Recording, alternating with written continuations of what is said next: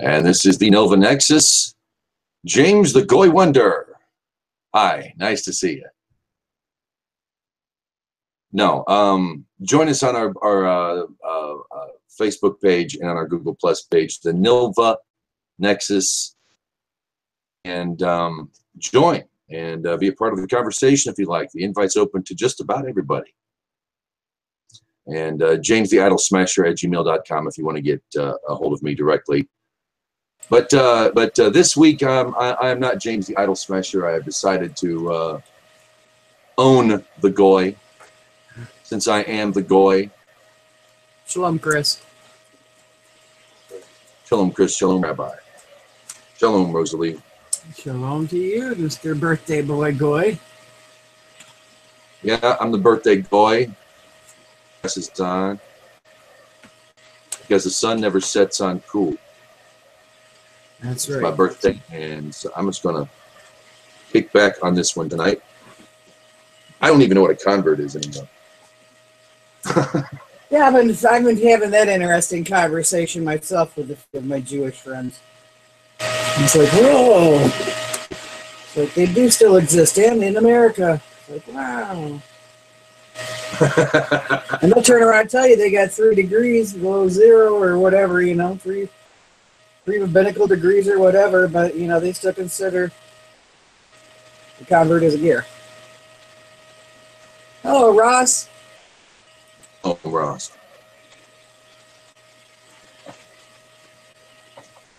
There we go. Welcome back. You gotta hit the right button. Hello. Hello. Howdy. Houston winning the World Series. Well, thank you. How nuts did it get there last night? Do what? How nuts did it get there last night? I don't know. I was sitting at home watching the game, but I do know that there's a parade set to happen tomorrow. Yeah. I really expect that it's going to be very civil. None of this car tipping, car fire crap. Right. That only happens in Detroit. Hi, Hadassah. Shalom. Hi. Hello, Hadassah. I finally got the link to work. Yay. Good. I'm trying to spread it around as much as I can without letting the crazies in. Too late. I'm here. No, I'm weird. There's a difference. Sorry. This is where the crazies meet. Yeah. Sorry, Gav. Put up with us. You know that? He really is. Ode to Gav. Hello. I'm not going to play a song right now. But he's still in Ohio. His last week in the States, if I'm not mistaken. Correct. See, I do have 2 working brain cells every now and then. I was at my old my alma mater today, the university. Had a lecture, had a debate, had a nice dinner, had a nice brunch. Nice day. Good.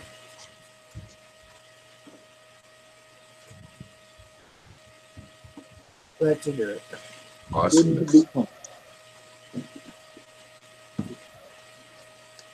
I can definitely say, from a personal level, that the earth, with my name, James the Wonder Boy, years ago, is not walking the earth today. I can say that without hesitation. He is no more. And it's just the way it is. What is a convert? That I'm not the same guy. I can't say I've been deprogrammed and I'm an open book. I'm far from an open book. I'm closed-minded on Torah, which is very liberating. Don't ask me how it works. What do you call a convert? What is Lit Gayer? Lechit Gayer. I've heard this word over and over, and it's been explained to me. The intention is, and it's like, you know, does convert only mean to a Jew? Can there not be a convert to something else? Is there no other form of conversion? Did this apply to Ruth? If she did convert, does that have anything to do with the story? No. Did she convert because she gave up her life for this? And the man she gave it up for died. She stuck with it anyway. She didn't do that because, of some Hebrew marriage law. But that's not the impression that I got from it. I don't know. Maybe we can ask these questions. Maybe we explore it now. And I don't really know what's going on. I've had a long day. I had to work all day. And I've been anxiously awaiting tonight. So I can hear what everyone has to say. Maybe get an idea what's going on. We'll start. I'm going to start with Chris. I want to pick on Chris. Up here. It's not conversion in the current accepted form. It translates more akin to, for example, becoming a citizen, but more integrated than even that, like becoming one with the people she lived among. Version is, Gav says.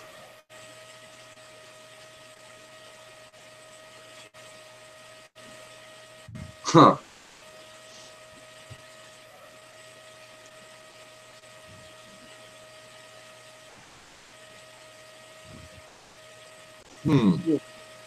Well, there you go. That's the end of it. James, the Idol Smasher. It's gmail.com. Thanks for tuning in. Good night, everybody.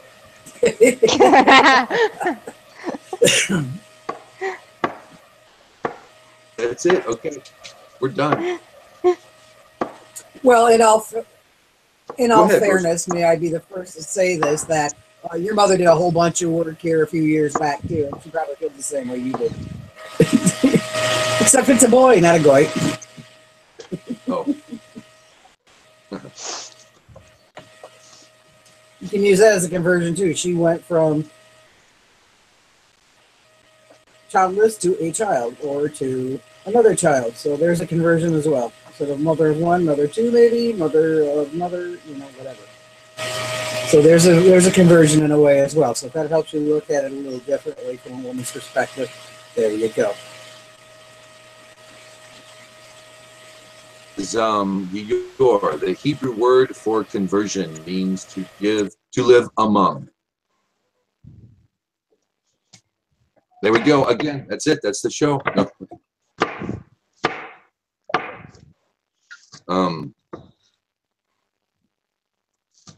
See, I don't know. I think that a lot of people, certainly it appears this way to me, my observation, have a clue. But you look at the Catholic conversion. You go through a lot of classes and you go through all these tests, and if you get married, if you're marrying into the Catholic family, you have to go through these workshops like for months on end. That you go through, and you learn about all the church, and you go through all the rituals and all that good stuff. Paper that says you're Catholic and you can marry. I've been involved in there. I've had family anyway. And this is a whole new thing, and I think that sometimes in modern conversion seems to be. Can there be converts outside the land if that's the case?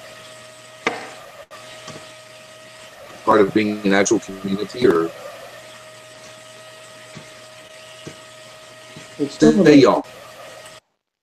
Go ahead. I'll give you this. Some of what I always looked at in the story was she is married into a Jewish family, obviously. Not living inside the land of Israel proper, but she nonetheless married into a Jewish family. And apparently she was married for 10 years. And apparently she was childless this entire 10 years. So her husband dies. Well, I've always been curious if she married into this quote-unquote Jewish family, was she or was she not participating in whatever form of Judaism there was If so, then what was it? And if not, what made the difference? I mean, her statement, my people, your people will be my people, your God will be my God. Where you go, yada yada. We all know that. So was she just flat out idolatrous prior to that statement? I mean, did the 10 years count for nothing? Those are the some of the questions I've always had. Reasons why I was asking the question both on Facebook and on Google Plus is there record of a mikvah? In other words, was there a marked event when we can say that Ruth officially became Jewish? Was it when she went before the court because of the claim of heresy, idolatry? Her not guilty and let her go free? Did she become Jewish then? You know, will we still consider her a stranger or a sojourner?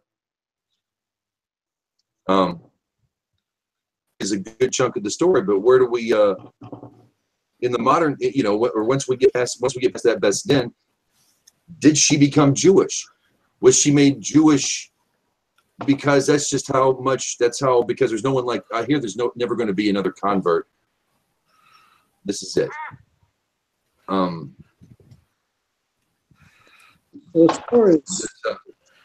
far as the gleaning of the corners of the field, which is what she was instructed to do, that is not just for the garrets, for the widow and the orphans as well. So, you know, you want to say she was entitled to glean the corners of the field because she was a widow. And the fact that, like I said, Ruth said that she had a kinsman that could redeem her. Well, you know, there's just a lot of questions that you have to look at.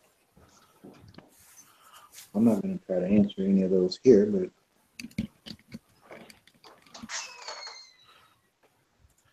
So what is the how you doing, James? Did we figure it out yet? What's going on? I'm trying to get set up over here. I'm trying to get my good angle. You know, they say you have a good angle. Everyone has a good angle. I'm trying to get my good angle. How's my angle? Coming out all right? I'll jump in a second. Let me get my notes. So what are we trying to figure out tonight? Trying to figure out because I don't think I'm the same man I was 15 years ago. I think that man's dead. That's how I feel. It's what is conversion. Ruth is the ultimate conversion story, the ultimate apparent conundrum. So, you know, when did she become Jewish is what I think the last question I asked, Ross was talking about. She went before the best in the courts when they idolatry. Was she then accepted? Was that the time when when do we call her Jewish? Was she made Jewish after the fact? Question. The other thing is conversion. I was asking about a mikvah. Was there a time when we acknowledge that she went through all was there at this time such a thing? What we know of is like an Orthodox conversion today. And you know, there's so much to go on to any non-Jew who loves Torah, whatever label you want to give yourself this week. I think this is really good stuff. I know it's normally read this time, but I figure what the heck. Yeah, any body of water. John, you brought that up. Confirmed it. Gav, he says a mikveh as in a pool and building today. No, a mikveh in biblical times to be any body of water, the ocean, the river, the sea. Naaman bathed in still use an ocean river as a mikveh for conversion. It's rare, but it can happen. I guess where Christians got the baptism thing. That's what apparently that's what John the Baptist was doing, was handing out free mikvahs. She would, and also Gav says she would never be called Jewish. Jewish is a much later national term. She would have become an Israelite. Oh. Yep. She wouldn't have been Jewish. Yeah. Ooh, good point. Good point. Thank you. Okay, where is it? Here it is.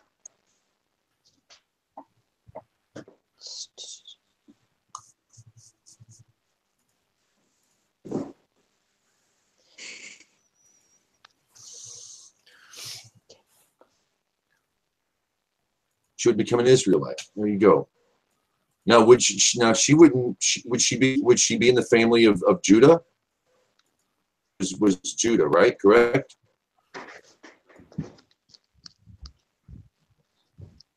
Starting about Jewish until just before the Babylonian exile, 586, before the Common Era.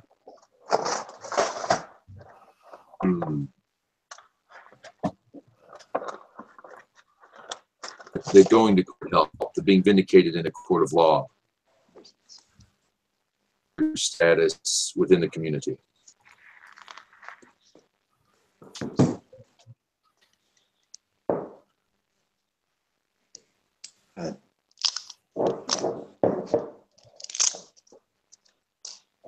So what is like the practical application of what we're trying to get to? Is that the right terminology? Practical application. I think I just made up a new terminology. Practical application of like we're getting through all the minutia to get to what Ruth was like, when exactly she was a yid, or how does conversions work? She was a yid at birth. Today that she was born Jewish, but I mean, it's gonna turn into a whole poof flinging contest. But it's like you're either a Jew or you're not a Jew. What compels a person to convert to Judaism? Who knows? I mean, you could say you were born Jewish. You can say you somehow, however you want to put it. It had to be something from within her, right? At the end of the day, something had to come from within her, right? I think we would all have to agree, right? Even the rabbi would all have to agree that something was in her that compelled her to be Jewish. So it was from the day she was born. No, wasn't it? Born with a Jewish soul, which means, but could that work back then? What do you mean? How could it work back then?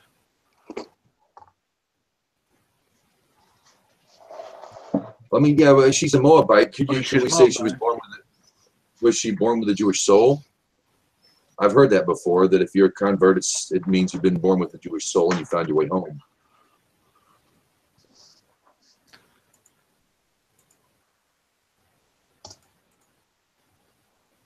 The point of the story is tonight, I think, really, honestly, John, now that I've had time to step away from it for a couple of days, it's what can we squeeze everything we can about attachment, transition.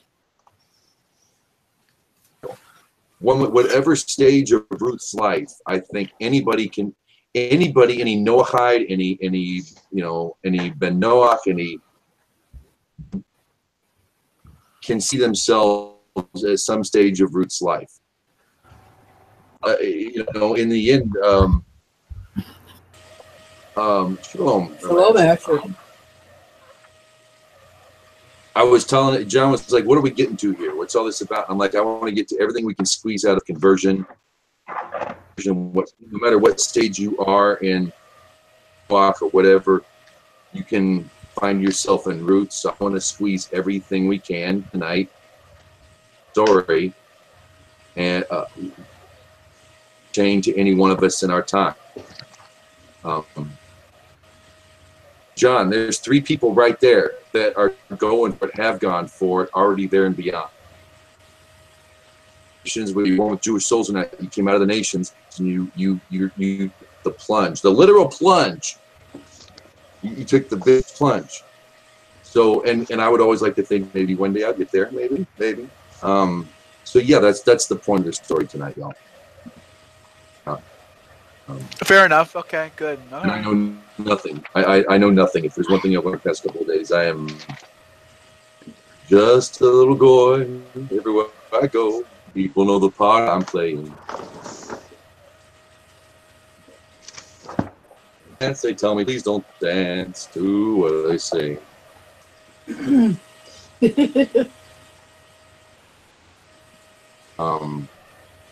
wants to go first?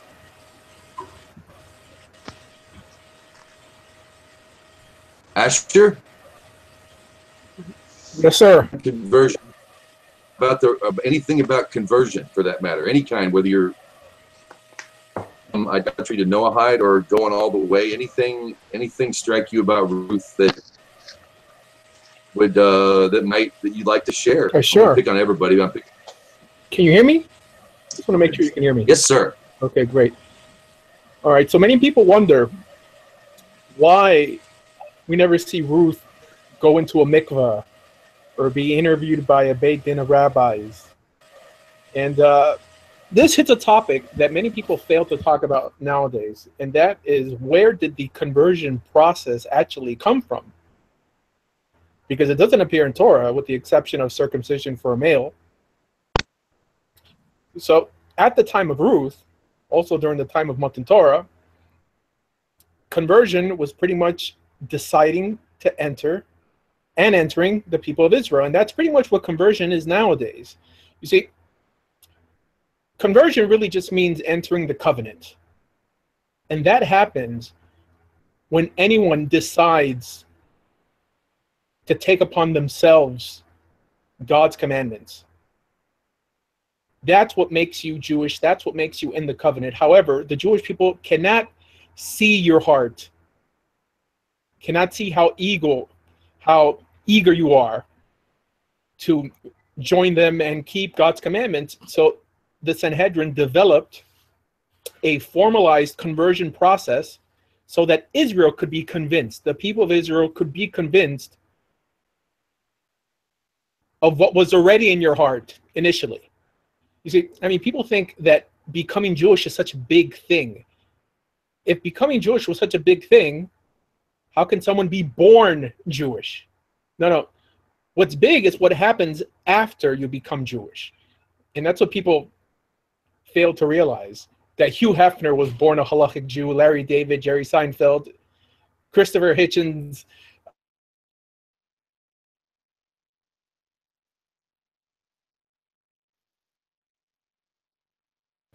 Did we lose him?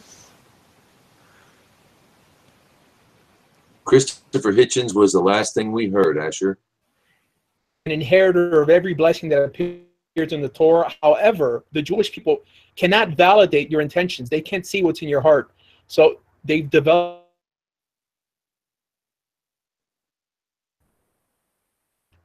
which allows you to make a public statement in front of not just the Jewish people, but the world, that you are officially becoming Jewish and thus are liable to be adjudicated by the laws, by the halachot developed by the Sanhedrin.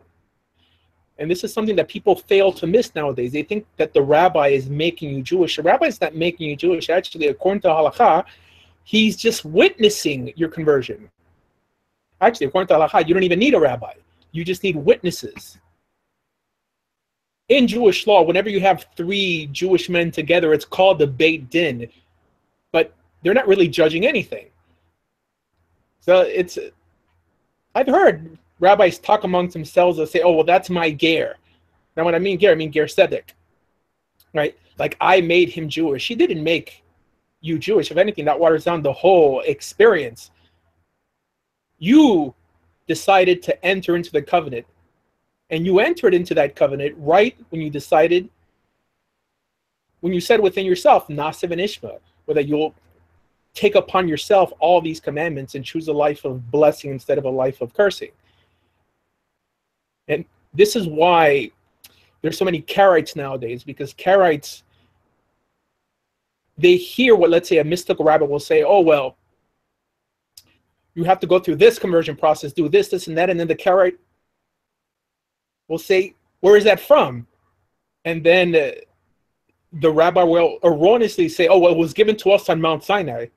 Of course, it wasn't given to us on Mount Sinai. It was developed by the court, but that doesn't really matter, because the Torah itself commanded us to listen to this court in Deuteronomy chapter 17. So we don't have to be convinced that the whole law was given on Mount Sinai to be bound to keep it. We have to keep it because Hashem told us to listen to the judges of those days, which are the rabbis in the Talmud. So I think if people understood it like this, there wouldn't be a Karaite movement to begin with, right? Because they'll be like, oh, okay, this is an approach I take when I debate Karaites.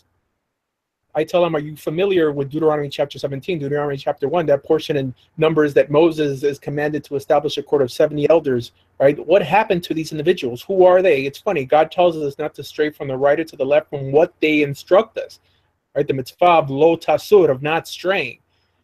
And for some reason, this is not taught in the Jewish world nowadays, because there's really a war between the mystics and the rationalists. So the rationalists, those more in the camp of the Rambam, always have to give an answer for what they believe, and saying that it was all given on Mount Sinai is almost like a cop-out, right? Because that doesn't really please anyone who knows something. For example, in the yeshiva world, they have to make a distinction between how even halachot came to be.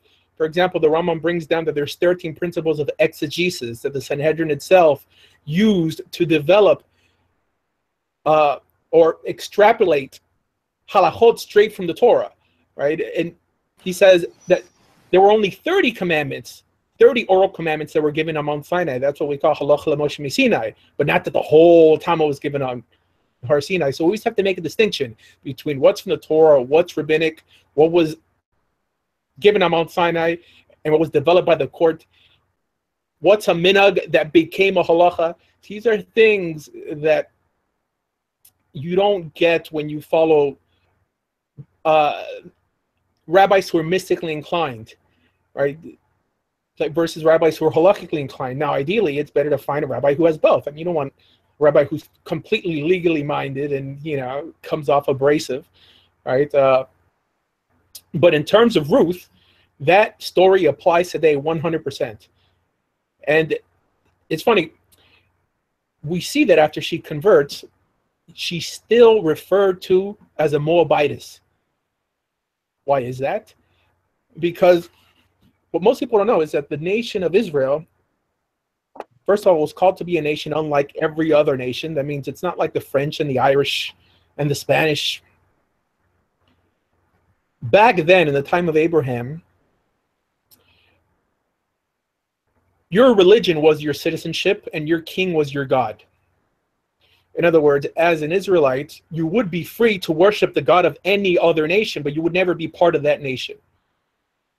But that's not how Judaism and the nation of Israel functioned.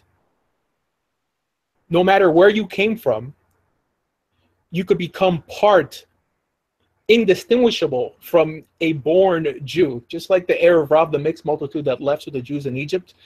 This is how Israel functioned. But nowadays that we have a state of Israel, people think that why would God call her in the nation of Israel? The reason why is because Israel is unlike every other nation.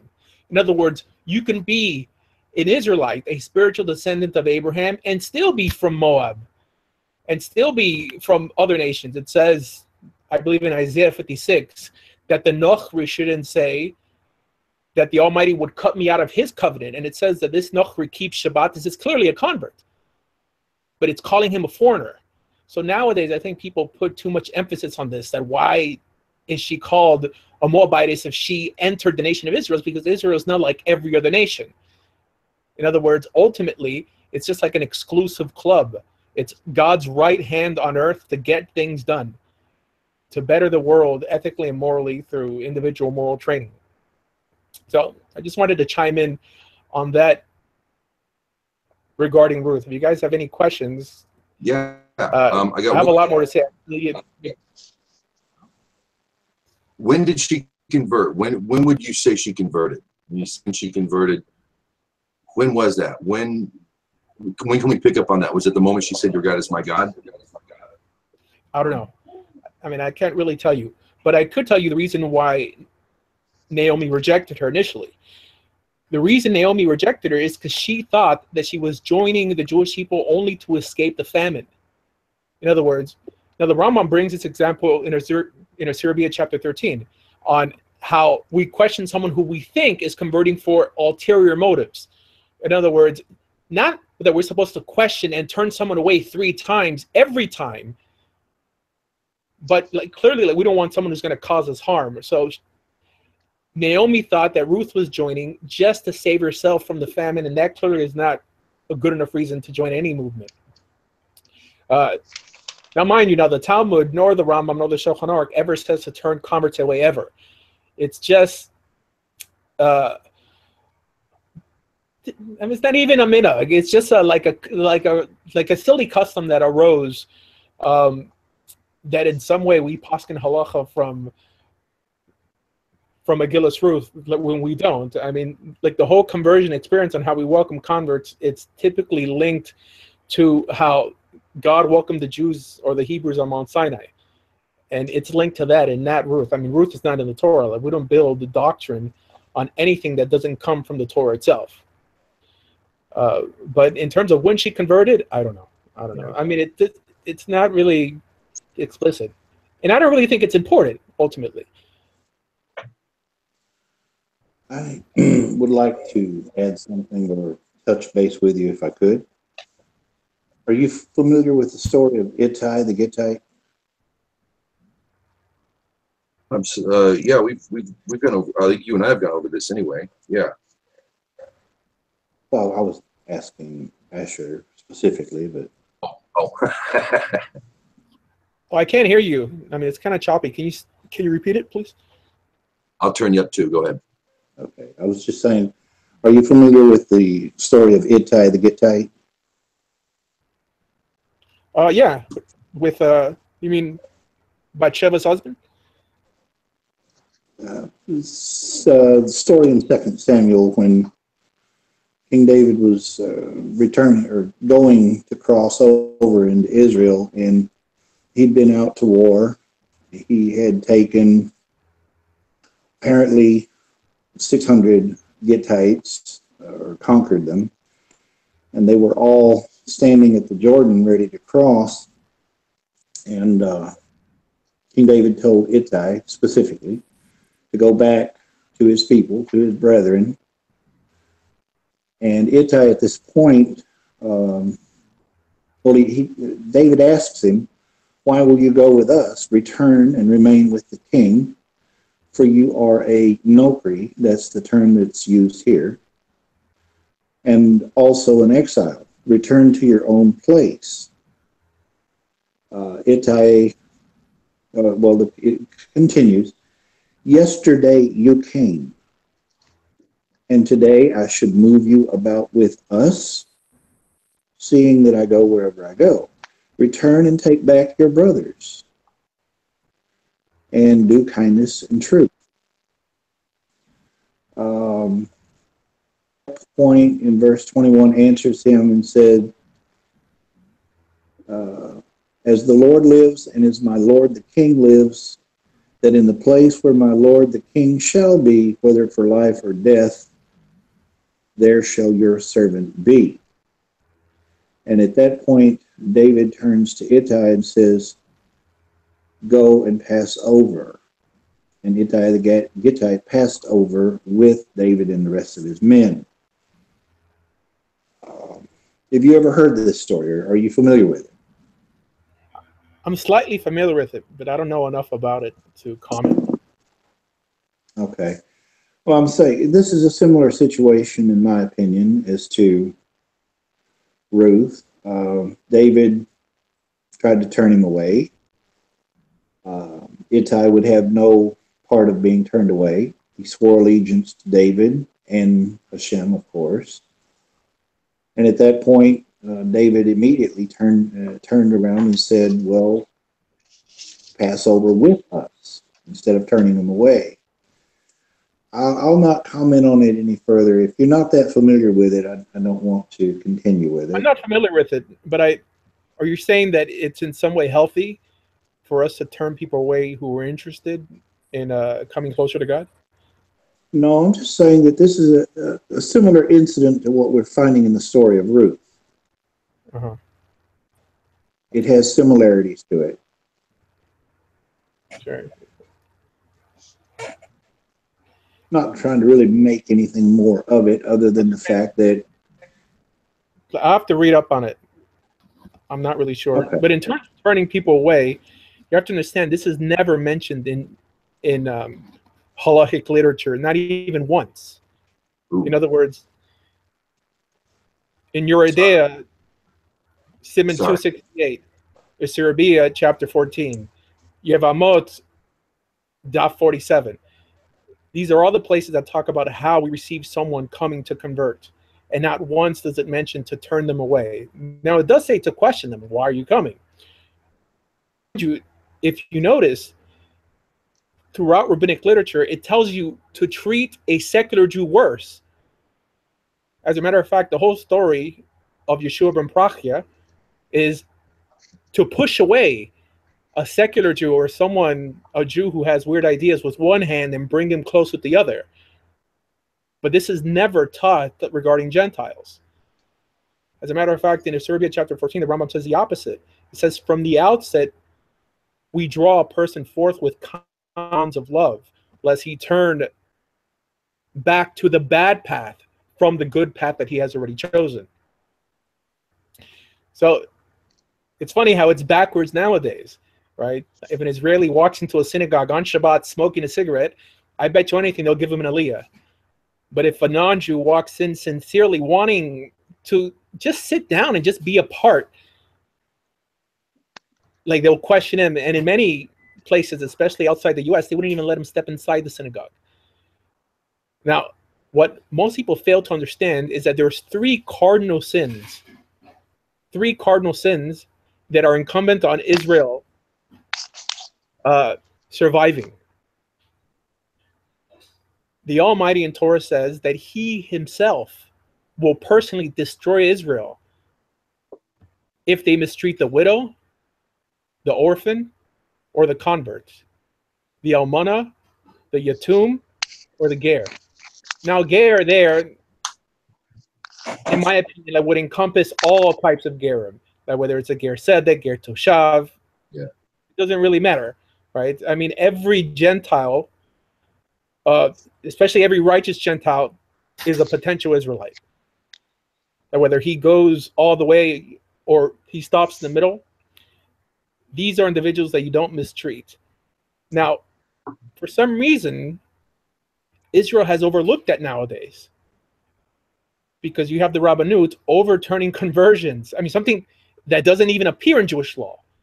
You cannot nullify a conversion, right? Even the Rambam says that if someone converts and then the next day they revert to Avodah Zarah, they're still treated like a heretical Jew, but they're still Jewish. So people wonder why we suffer. And this is why, when I hear people saying, oh, Moshiach could come tomorrow, how could Moshiach come tomorrow when I mean, the Jews, first of all, Hashem would have to apologize to every generation that he sent into exile, that he had a part in destroying, if he would allow Moshiach or the Gola to come today the way Jews are behaving. Now, one thing, look, I'm not no Karaite, okay? I teach oral law and I believe in the oral law, but you have to understand that the temple was destroyed on the watch of the rabbis in the Mishnah. In other words, they weren't doing everything right, or the temple wouldn't have been destroyed. And Sinas Chinam was not the only reason why the temple was destroyed. I have a video with detailing reasons why the second temple was destroyed, and it wasn't just Sinas Chinam. Nowadays, because this whole hippie Shlomo Carlebach movement, is so large, people think that it's all about a lack of unity. Right? Sinas Chinim means baseless hatred. But there's many reasons. As a matter of fact, there's another reason in the Talmud. It says because of Hanufa. So Hanufa is flattery, which is the same thing that they're doing nowadays. In other words, going up to secular, irreligious Jews on the street and telling them that they're special, right? Or that their soul is part of God, like versus the soul of the non-Jew that comes from the Sitra Achra, that's intrinsically impure. I mean, it's that Jews, I would say Jews are the religionists who know the least about their own religion than any other group in the world. Mainly because it's so vast. I mean, there's a lot to learn. Yeah. But that doesn't mean that that we have to believe what everyone else teaches. I mean, without verifying. So, I mean, accept but verify. But people accept nowadays, and they just think like, okay, well, because I'm taking my rabbi's word, God will punish my rabbi if he's wrong, but he won't punish me. Oh. And it's funny, like the rabbis in the Talmud actually teach the opposite. In Masechet Torayot, it says that we get punished if we don't, like, if we fail to use common sense. Only because someone is telling you this is the right thing to do, you have to verify, right? Not to mention in Exodus, I think chapter 20, verse 23, or chapter 23, verse 20, it says, "Don't follow the majority to do evil," right? Which is really an argument for the oral law, because that means you have to follow the majority to do good, and the majority means like the majority of rabbis in the Beit Din, So the Gap puts over, he said conversion annulment started in the late 1800s, so it's a very recent phenomenon. No, conversion annulment was started in 1963 by Rabbi Shlomo Goren in Israel. When, you know, for those of us coming in here from the outside, we would think, and you know, of course, we're born guilty, you know, but we, you know, we see we see this difficulty in what we, I guess, conversion, whatever it is, this hesitation or whatever it is, and we think it's because the way that, you know, I mean, look at the way let's just be honest here. The Goyim have made life kind of rough for Jews for a while. Not the average Goyim, you know, everybody was under duress at some point, and it just stuck for a while. And we figure, I've always figured, I know I'm not alone in this, that it's made difficult because of the way they've gotten to know us, if you will, the familiarity that they've had with those lovely European folk, you know, and their lovely European ways and religion. I don't think any Jew alive could hold any resentment towards any Christian alive. I mean, perhaps their ancestors. I think Jews are their worst enemies. At a time like this, when there's so many Gentiles trying to join the Jewish people, I mean, if the Jews were collectively intelligent, they would usher them all in and increase their numbers, because you know what? Numbers ultimately matter. But this is probably going to get you guys upset, but this is why I'm so against Kabbalah, because Kabbalah gets people to not care about consequences. And I believe Kabbalah teaches, Tanya teaches, that the souls of the Jews are superior to that of the souls of the non-Jews. Oh, I know that come from.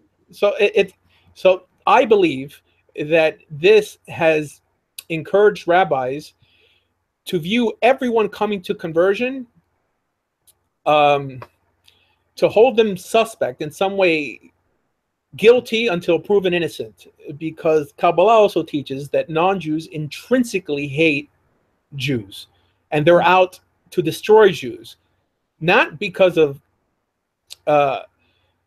what Jews teach or how Jews behave, but just because of this idea of Esav Lesona Yaakov, that Esav, no matter what, will intrinsically hate Yaakov. And this is not an idea that appears in Torah. It's funny, if you read Torah straight through, it makes Goyim seem spectacular, right?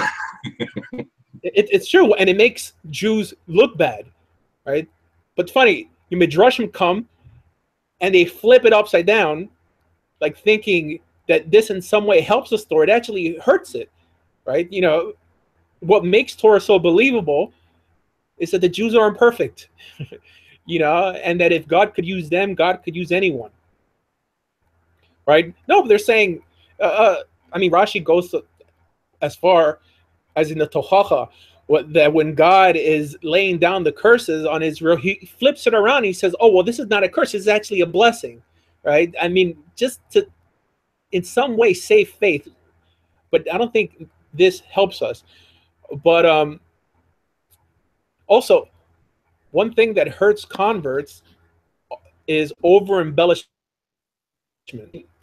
I get sick to my stomach when I hear rabbis say how great converts are, how God loves converts more than Jews. Now, mind you, these are rabbis who aren't fighting to help the conversion crisis, but they praise converts from the mountaintops. So what this causes, it causes people who've never met a convert think that converts are in some way superhuman. So the day they do meet a something special, you're probably not a sincere convert.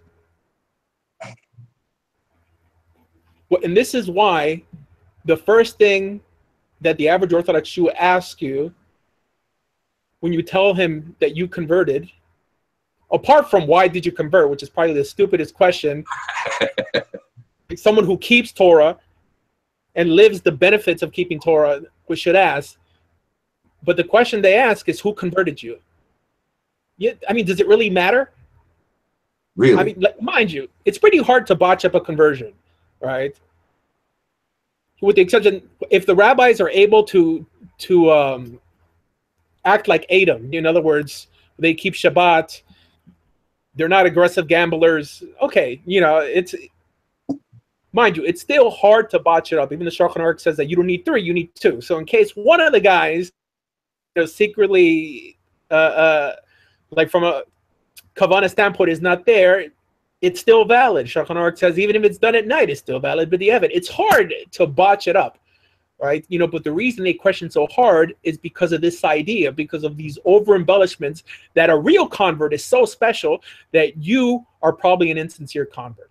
Yes, it's yeah. telling No, you, it's hard to live up to an image. Right. Instead of saying, like, you know what, like, stop praising converts, just accept us like part of Israel, and that's it. That's it. You know, it's you know, and I'm also for over embellishments of Jews. Okay, you know, the Jews are great. Jews are great. You know, like God judges us like by the mitzvot that we keep. Okay, here to say that every Jew is important and special because they exist, like, really waters down with the religion. I mean, the Torah itself says that you will be my Am Segula if you keep my Hukim, like my Mishpatim. It's not something that you're born with, that is instilled in you. Now, yes, if your mother is Jewish, you're halachically Jewish, but if your mother is Jewish, that doesn't mean you're in the covenant. You can be halachically Jewish and not in the covenant at the same time. Because you're not circumcised. I mean, we have this whole notion. Right. Well, what circumcision is the sign of the covenant. It's not the covenant itself. By the simple fact that we can break the covenant, but that doesn't mean that you're cutting off, you know, like your bris milah. So he even says, those that I call my people shall not be my people. But then ultimately, when they repent, I'll say those who were not, that they are again. In other words, of course, they could come back. They could come back just as quick as someone could convert, which according to Jewish law is a couple days. And if it's a woman, it's instantaneous. The reason it's a couple of days for a man is because they have to wait till the circumcision heals to finish the conversion. As a matter of fact, it appears the same in Shulchan Aruch, Mishnah Torah, and the Talmud on how one accepts a convert and the procedure for conversion. It says that when he comes, you question him in on the fundamentals of the faith, and then it tells you that you do it a second time when he's already in the water. So that's not a 2-year conversion process. That's probably a 1 or 2 day conversion process. But for some reason, the rabbis nowadays know best. Now, you guys like probably think that Asher is always attacking rabbis. You know what? It's because I'm trying to attack the bully here. Right? I converted myself, and it wasn't easy. Right? But what many converts do after they convert is that they burn the bridge they just crossed. I'm gonna try to make it easier.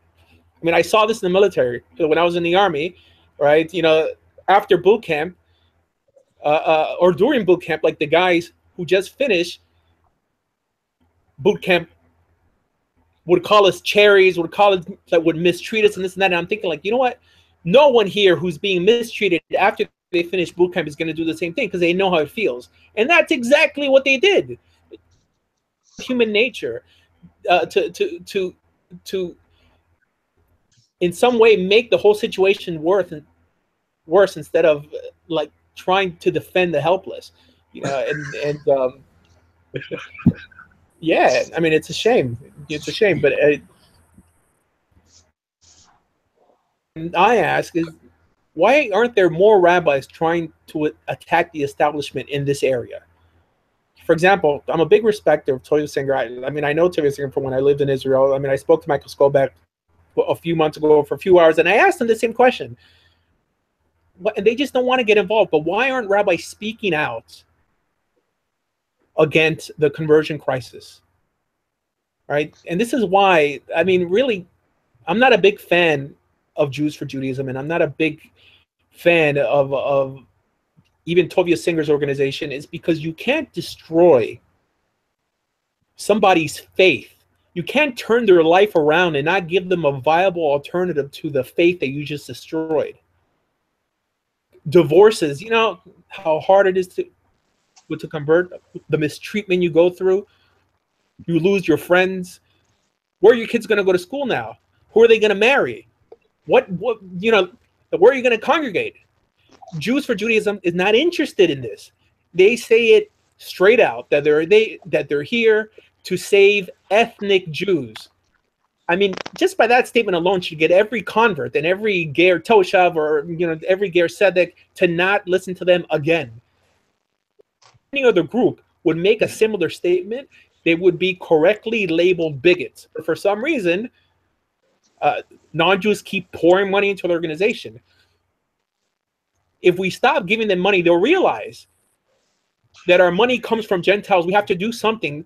You know, I mean, it says 36 times in Torah Shebetav, V'aftem et hager, you have to love the converts, right? But they don't give a crap, and sometimes I have to, to get your attention, right? You can't destroy someone's faith without giving them a viable alternative to the faith you just destroyed. And I'm sorry, in my opinion, the Noahide laws is not a viable alternative to Islam nor Christianity. Now, it may be an alternative for someone who's a caveman who knows nothing about ethics. But I would say Christianity and Islam is pretty sophisticated in terms of ethics. Okay, idolatry, idolatry, avodah zarah, is not an ethical act or an ethical command or an ethical prohibition. It's a ceremonial one. Of course, it's prohibited, right? But it's not something that you have to spend 2 years as a Noahide to try to figure out before you can convert, right? And that's really the only command that separates Muslims and Christians ultimately. So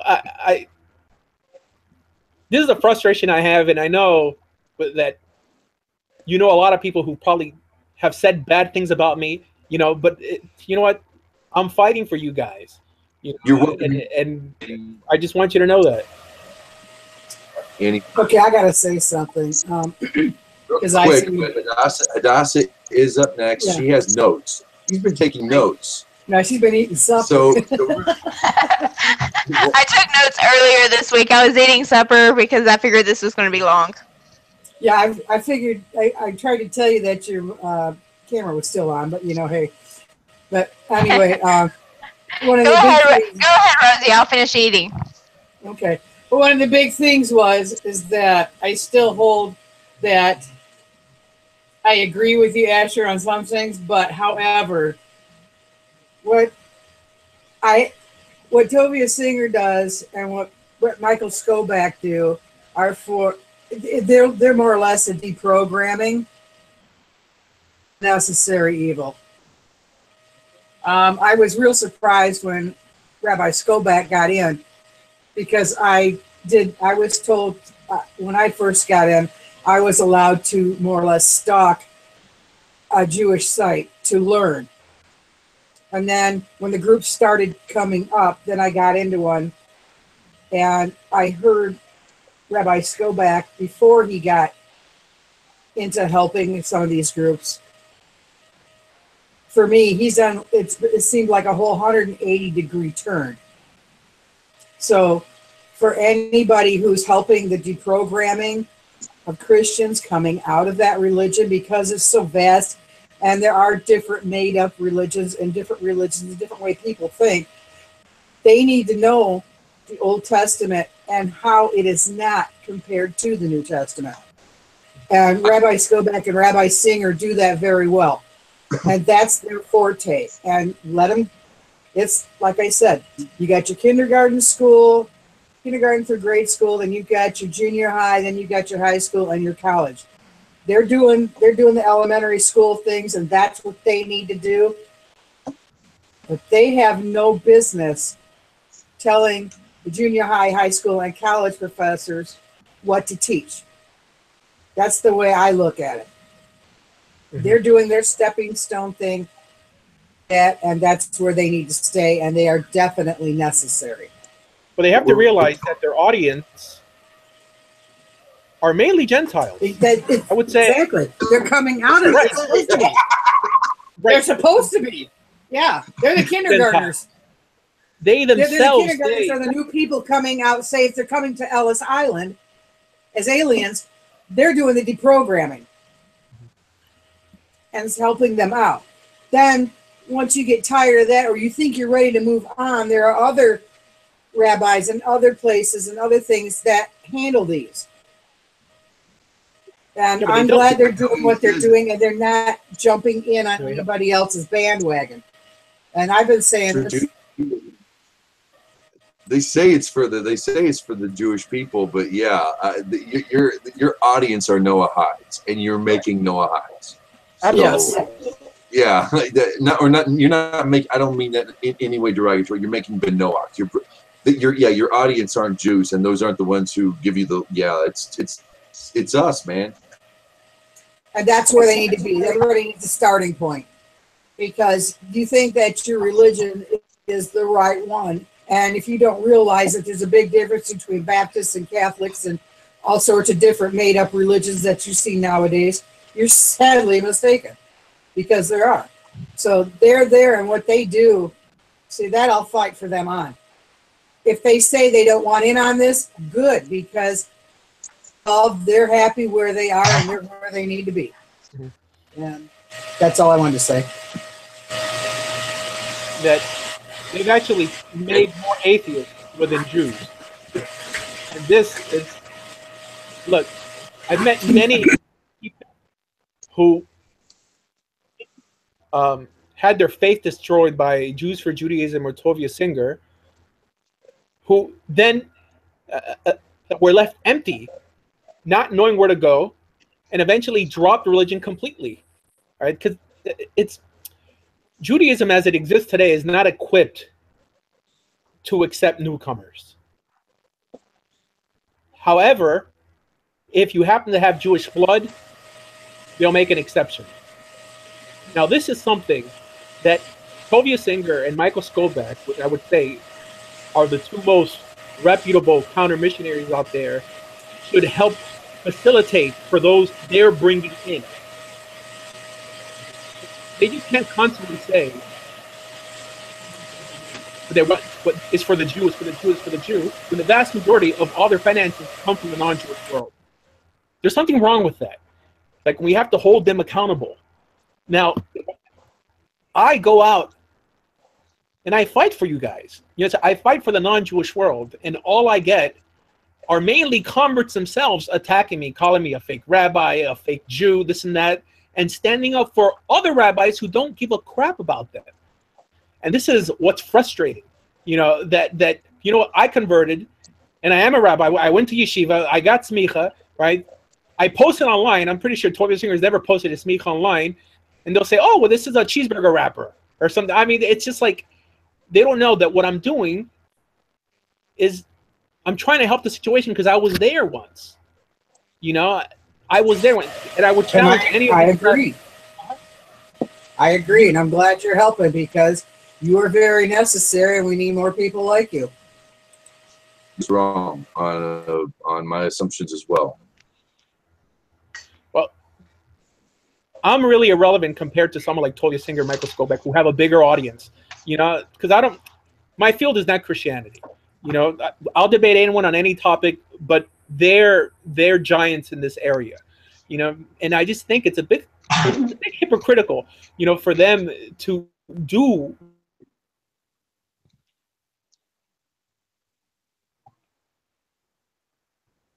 what they do to Yeah, there he is. Yeah, he came back. even go through a divorce because you wanted to follow the God of Israel. But they don't even care. You understand this? They ultimately, if they're looking you in the face and you're telling you, my message is not for you, if you eat the scraps that fall from the table, that's up to you. I mean, it's kind of heartless, right? No, you know, but if a Jew calls them up, I mean, they'll bend over backward to help them. If any other group would practice such behavior, they would correctly be called bigots. Why can we call these individuals bigots? You know, Jewish law doesn't tell you to treat converts like this. This is modern day Judaism. Everything I teach is backed up with the Talmud.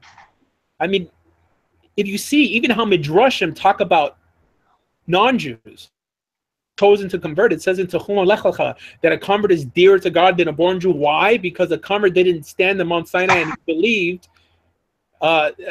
He came to God through belief and not because of his ancestors' decision, right? It's just, you know, there's something wrong, right? And there aren't enough people standing up, and I think you guys know enough to stand up, right? I mean, don't think that these guys are that knowledgeable. Look, if I can do it, anybody could do it, okay? I converted 20 years ago, right? But I'm not the smartest guy in the world, right? You know, but what I do have is courage, and it goes a long way. And there are many people who are a lot more articulate than I am who can make the case better. You know, look, I spoke to Michael Skobek for about an hour on the phone, right? And I told him, why don't you just redirect all these individuals who are calling you to Judaism? And they're like, you know what? I don't want to get involved. You know, these guys get a salary and they don't do anything more than what they're required to do. You know, and that's really the story for most rabbis in the rabbinical world. It's rare that someone does things pro bono just because he's trying to make the world a better place. They're emulating their rabbis virtually identically. In other words, it means, well, that for sure you won't do any bad, but for sure, by definition, you won't do any good. In other words, so you won't aspire to something greater. Now, Judaism has been changing a lot, even in the last 100 years. Mind you, this Kiruv movement of born Jews reaching out to secular Jews is virtually new. It was invented by Chabad, perhaps 150 years ago. And then Young Israel got on board, and now you have Eshet Torah, which is like the Litvish form of Chabad. So actually, in Talmudic times, when a Jew went off to derech and became an idolater or whatever, like the parents would sit Shiva. This whole outreach movement didn't exist. As a matter of fact, the Talmud talks more about reaching out to Gentiles than it does reaching out to secular Jews. It never mentions anything regarding secular Jews apart from their obligation to be killed. Yeah, but it tells even the Jews in Pesach and Pezah,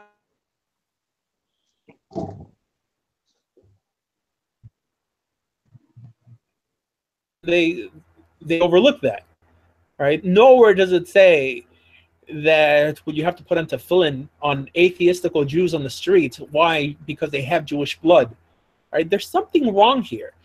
There's a script that all you can master. It's called halakha. If you master halakha,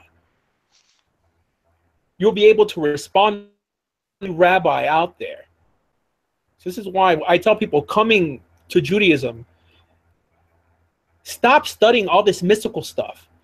If you master halakha, you'll know more than 90% of the rabbis out there. Get yourself a Mishnah Torah.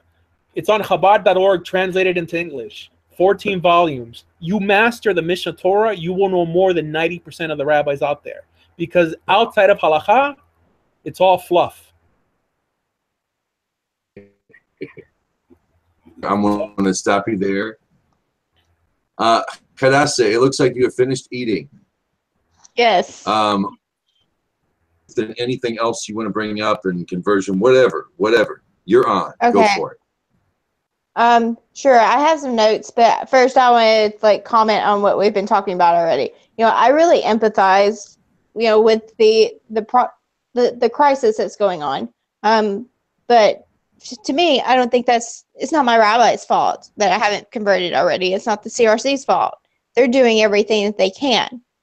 But I have to, at some point, be able to support myself so that I can keep mitzvot. And I think I found a lot of people that are in this situation where they want to convert and they're practicing just like as if they were in the community, but they're at this point where they can't afford to. They can't afford to move in the community. Most of them are in college when they first come out, because that's where most people begin to explore other religions and thoughts and ideas that other than the ones they were raised with, and they get caught in this place where they can't convert because they can't afford to convert, because they can't afford to live a Jewish life. What I'm saying really doesn't apply to you. I understand that if it was up to you, you would be Jewish. Here, look, this really makes you acknowledge the fact that the no-id movement as it exists today is a reactionary movement. In other words, if conversions took 2 days, if they would convert you in college, even though you don't live in a Jewish community, which is not part of halakha, by the way. Nowhere in halakha does it say you have to live in a Jewish community, just because there's no actual mitzvah to pray in a synagogue, which they're trying to facilitate you walking to instead of driving to. If conversions were practiced the way it appears in the Talmud, the way it appears in halakha, there would be no no-id movement. So this is why we have to confront the no-id rabbis who are aiding and abetting the problem instead of asking them for advice. You understand?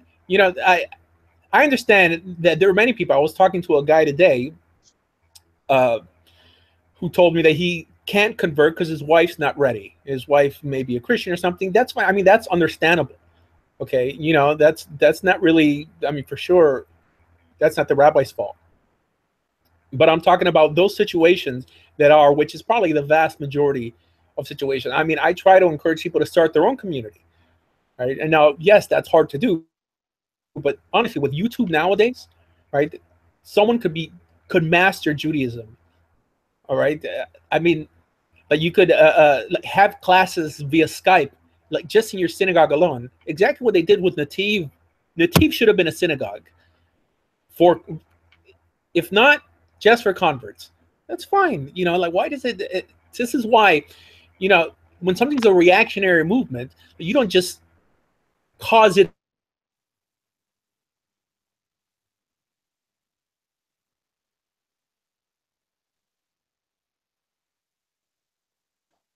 I think we lost the rap. I think we did too. The audio cuts out occasionally.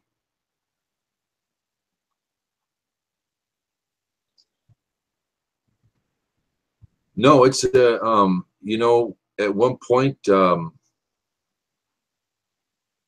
conversion seemed like a really good idea, and I left. And when I came back after a divorce and whatnot, it was a whole different flavor. I went to a conservative synagogue to learn, and got to go to a bar mitzvah and got to show up for a few, Shabbat services, and a lot of other things came in the way. I couldn't do that. But when I came back to it, it was very much, oh no, I'd stand over here. Oh, okay. Okay, there you go. John, what do you think about the story of Ruth? You are as like Hadassah yourself. You converting. You're more Yid than I am. I'll tell you that right now. No, seriously. What is it? What are your thoughts on Our Lady Ruth and this and what can we glean from the what's your story? What's the I guess I'm like you. I do question like when the official day it happened or moment, however you want to say. Like I guess what you're trying to get at is James, is that someone can come along and say, James, this potato salad is kosher, but you want to see the hechsher on it. I want to know the hechsher. What is it? Triangle K? What is it? Or is it OU? So I guess that's what you're trying to look for, right? You want to know what's in the package. You want to know what the ingredients are. Is that what I can gather from your question about Ruth? I can't. Yeah. Is that a better way of putting it? You want to know when she got the stamp. Hechsher. That's one argument. I see is a question that we discuss. Also, it's I always found Ruth to be very encouraging. And I've gotten cut down before by saying things as stupid as "Your God is my God," your people are my people. I had to come to this after like 10 years, or actually more than 10, but a serious hard 10. I had to come to this. I had to realize if I'm going to accept the God of Israel, I have to accept Israel. And I came back kind of hat in hand, if you will. Right. Not the best Jewish way to look at it, but so and everybody's been really awesome for the most part. But yeah, Ruth is always, and so I don't know if I know the story right. I never thought of her as a convert. I always thought of her as a ger. Ger is a convert. Okay. But she's always, so I don't know what's missing, and I think everybody. Yeah, I agree with what the rabbi said earlier about Noahism or Noahidism or whatever. I mean, maybe I would have. I mean, obviously, a couple of years ago, I would have thought this differently. But now, knowing the way it is, the way I see, the way I look at life now, it is obviously, like, I wouldn't put it that way, caveman ethics, but in a way, I get what you're saying. It's like we live in the year 2017, right? And it's like if people were still driving horses to work, you would think they were out of their mind. We have buses, we have trains, we have planes, we have cars. Why are you still riding on a horse? Right? That's kind of like with Noahidism. You're still riding a horse. I don't know, the Amish ride horses. Well, there's my point. Yeah, well, there you go. That's but they don't have Game Boys, They don't. Hey, right, we got the Switch now. We got the Nintendo Switch. Why you got a Game Boy Color? I want a Nintendo Switch. The whole part about, taking a horse to work cracks me up because growing up in the middle of nowhere, it was not uncommon for the guys when their cars broke down to drive their tractors to school. And that was their reason for being late for school, is it took them 20 minutes extra to get to school because they were driving the tractor. There you go. It would have been nice if you had public transportation, right? Instead of a tractor trailer. I mean, there's the answer. I mean, it's kind of no offense, backwards. You're going backwards. Being a Noahide, you're going the other way. You should be going the other, Yeah. You shouldn't listen to other people, is what my answer is, James. Ruth didn't listen to anyone else, I guess, would be the answer. She said, I'm a Yid. I'm a proud Jew. That's it. Bottom line. End the story. That's my opinion on Ruth.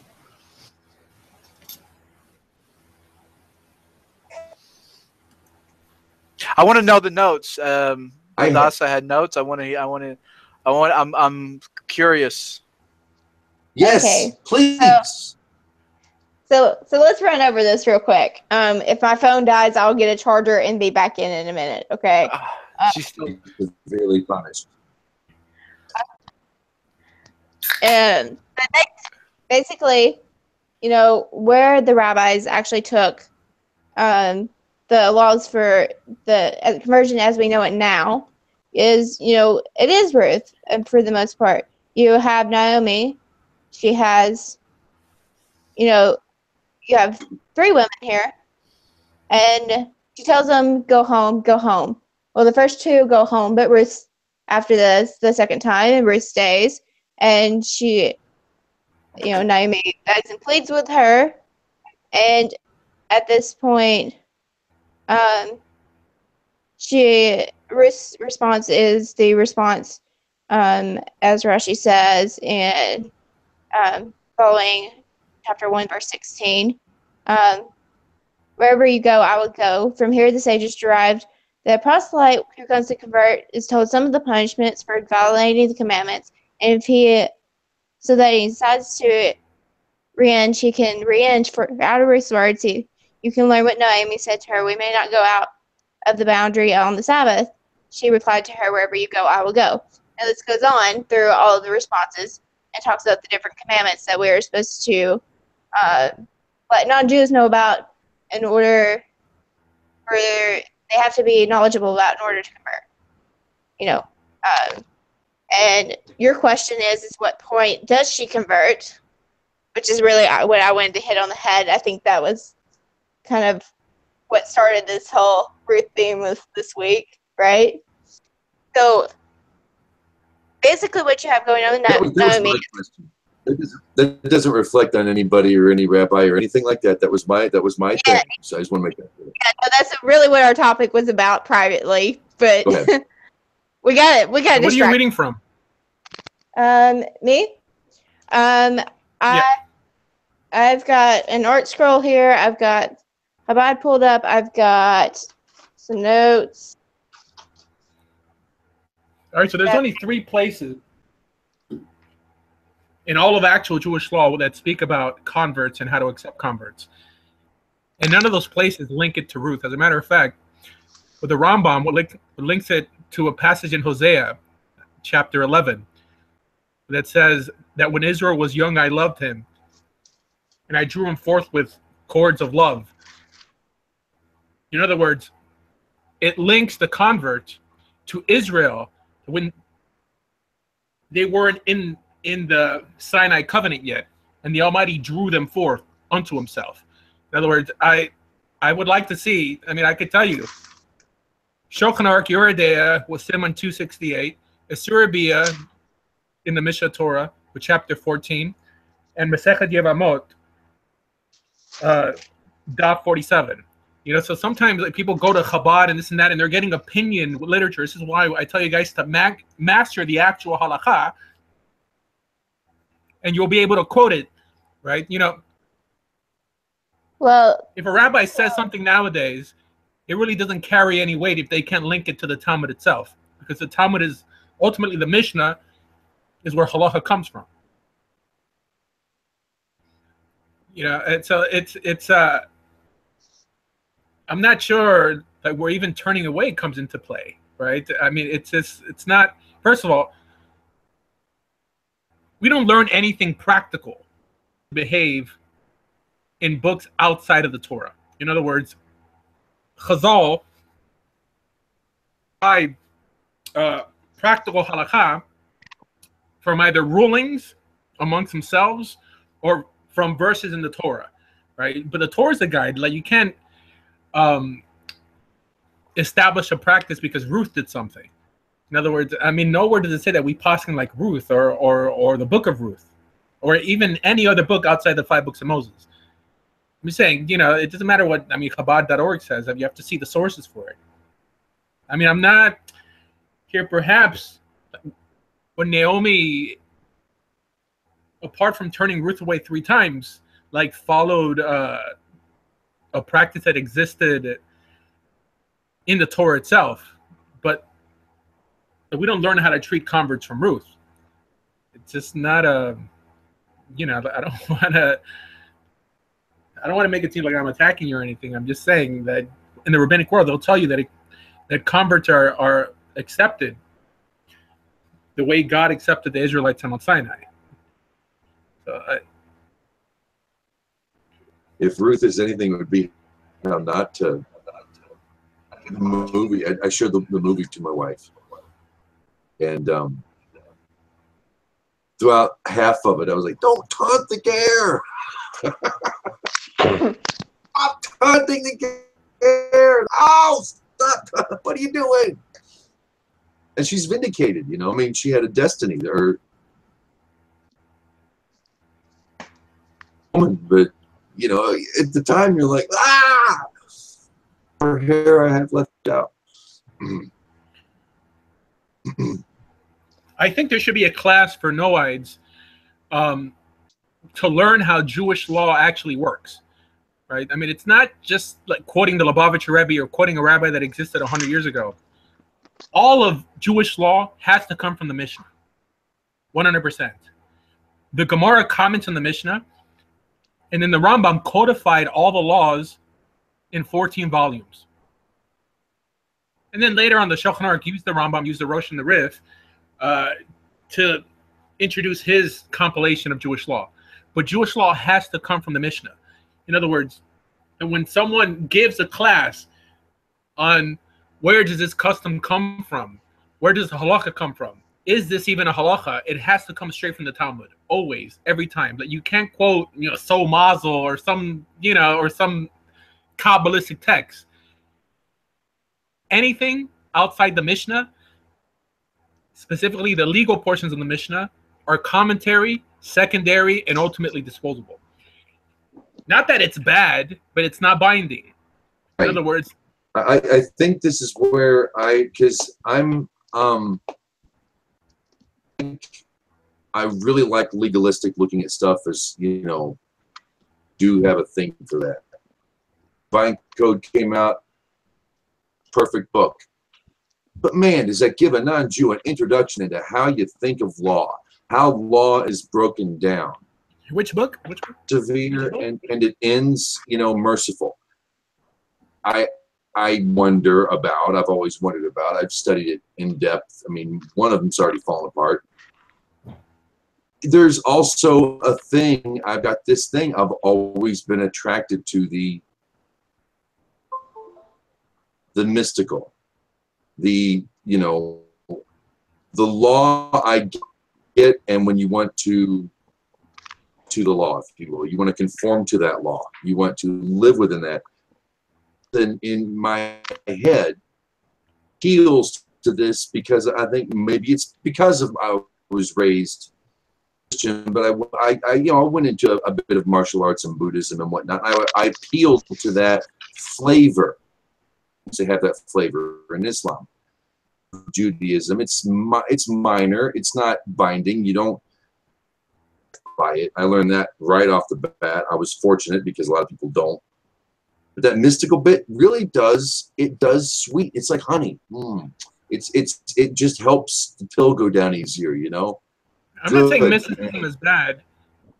I'm saying it's subjective. I know what you, but I've seen, because I'm a non-Jew at the time, and I had my JPS Tanakh, and I thought I was hot shit.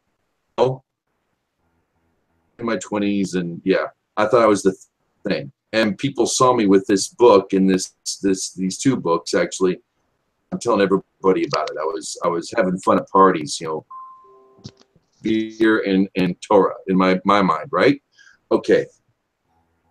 I noticed my friends who got interested, they started buying all these books and they bring them to me. I'm like, that's not right.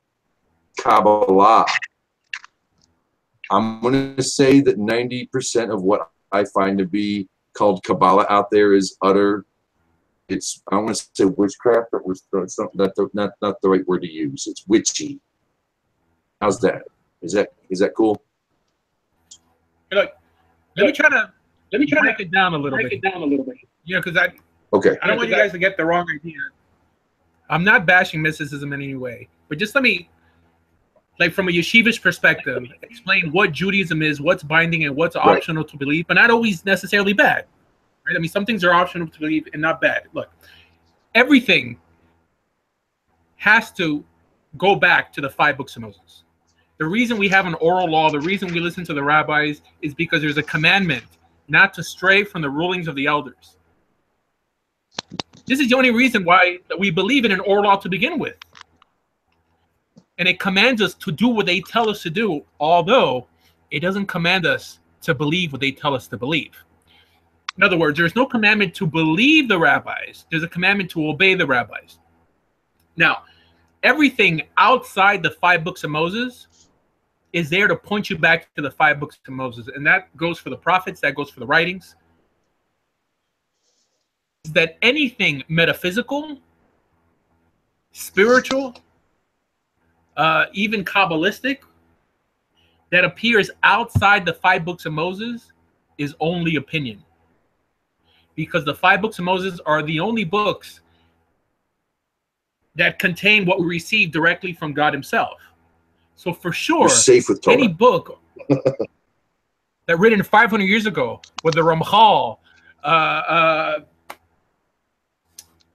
Sefer HaBachir, Sefer Yetzirah, this is opinion literature.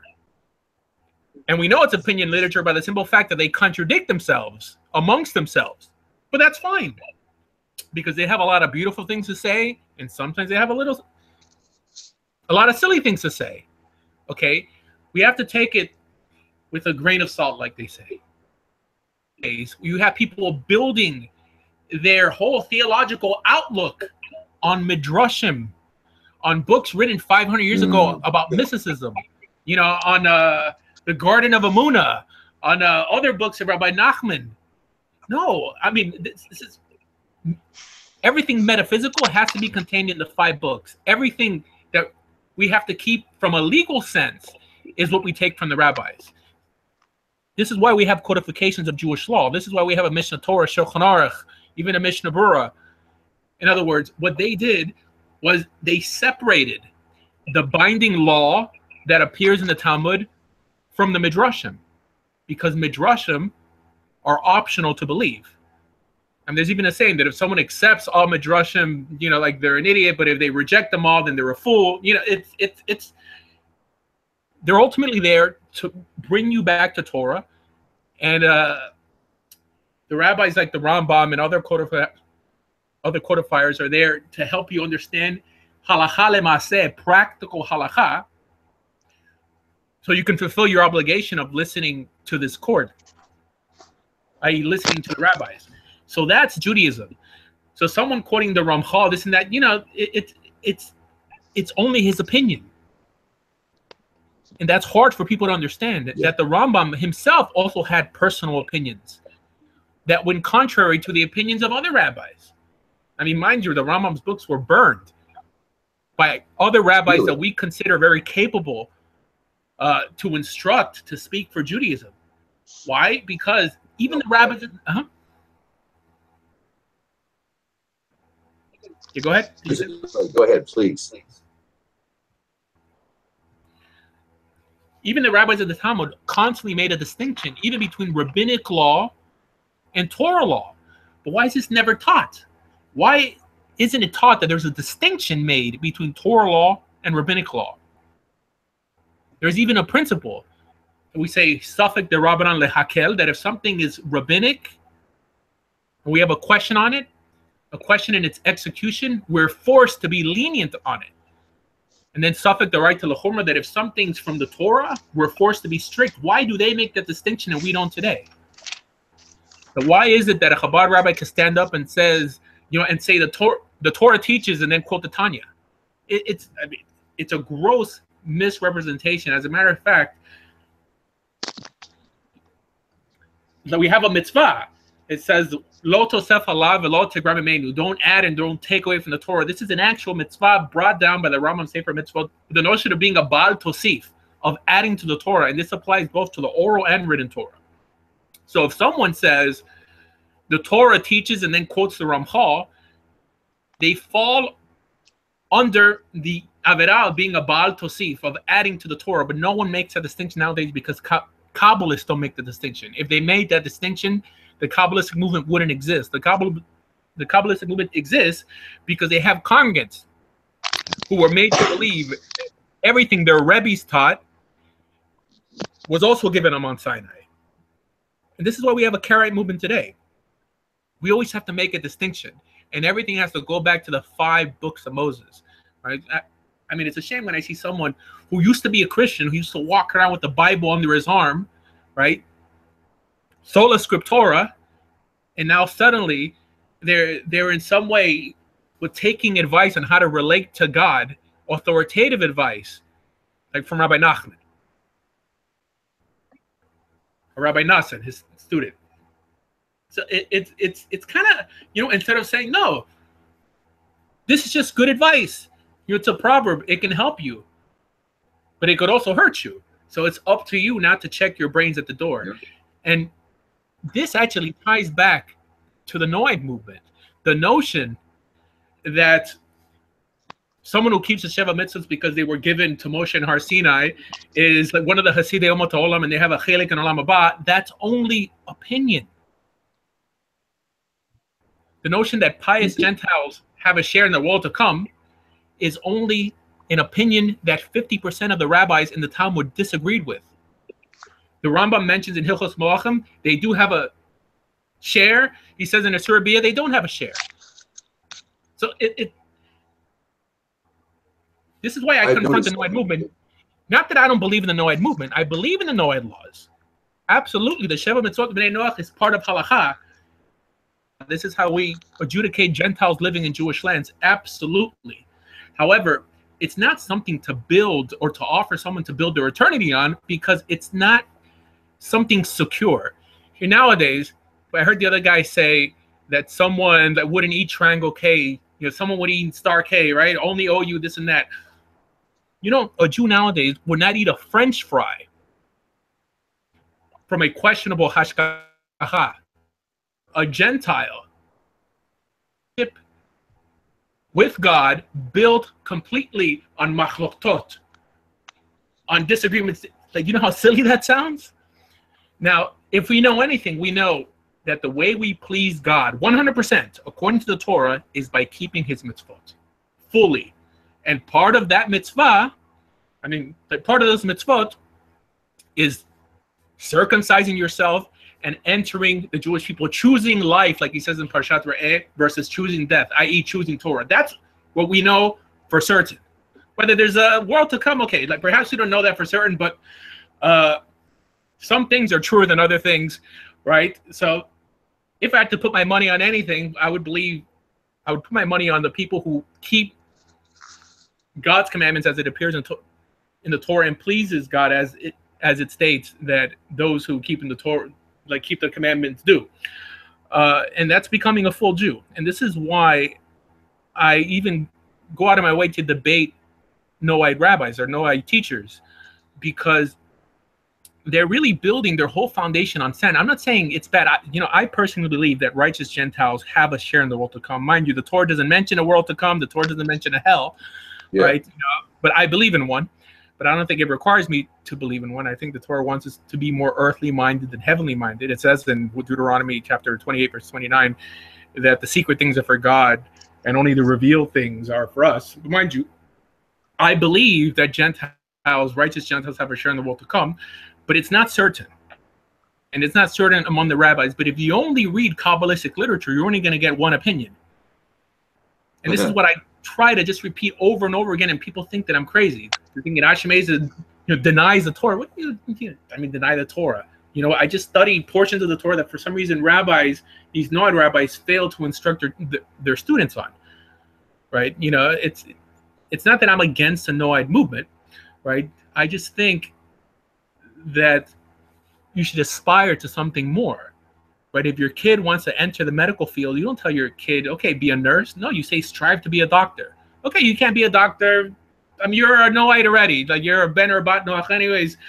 There's really nothing to accept. Just keep these laws, you know. But no one nowadays who's ethically minded would be settled.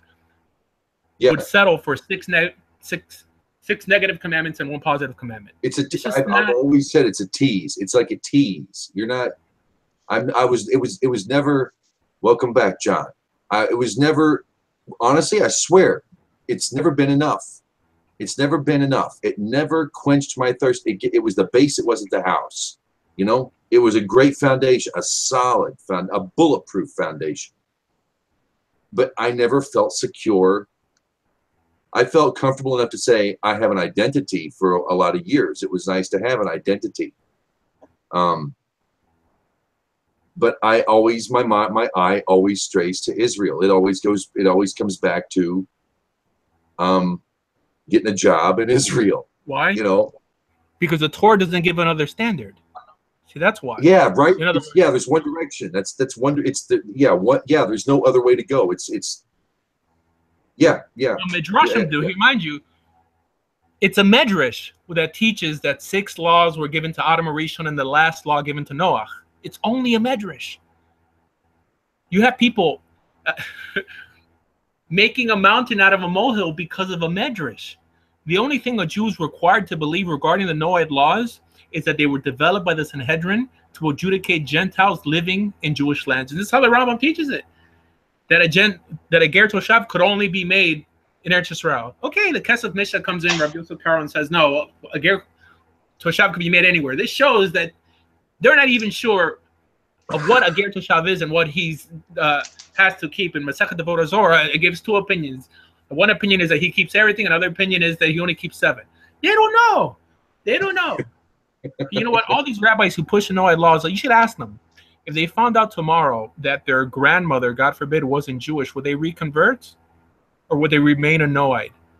Of course they would reconvert. You know, so but they have the chutzpah to go up to you and ask you, why are you considering conversion? Right?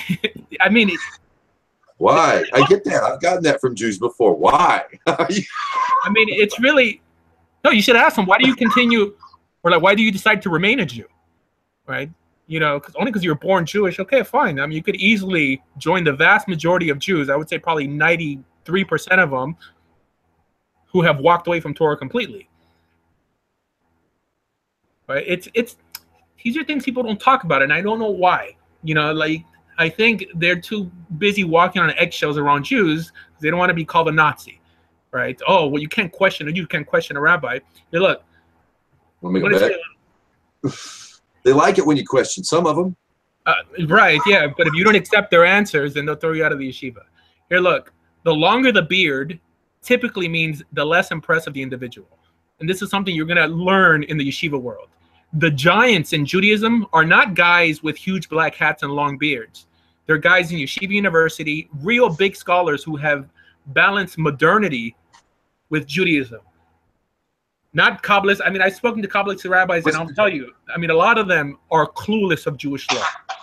I mean, they'll, you know, perhaps recite the Zohar back and forth, you know, but there's no meat there. They live in a world of opinion. A real Torah scholar is someone who masters Torah Sheba'al Peh, actual halacha, and Torah Shebiktav, which is the 5 books of Moses. That's Judaism. If you want to go far in Judaism, master halacha and the 5 books of Moses. And that's all you're required to believe. And all that is sanctioned within Torah itself, because the Torah commands you to listen to the Sanhedrin, which we believe in faith, are the rabbis who sat during the compiling of the Mishnah.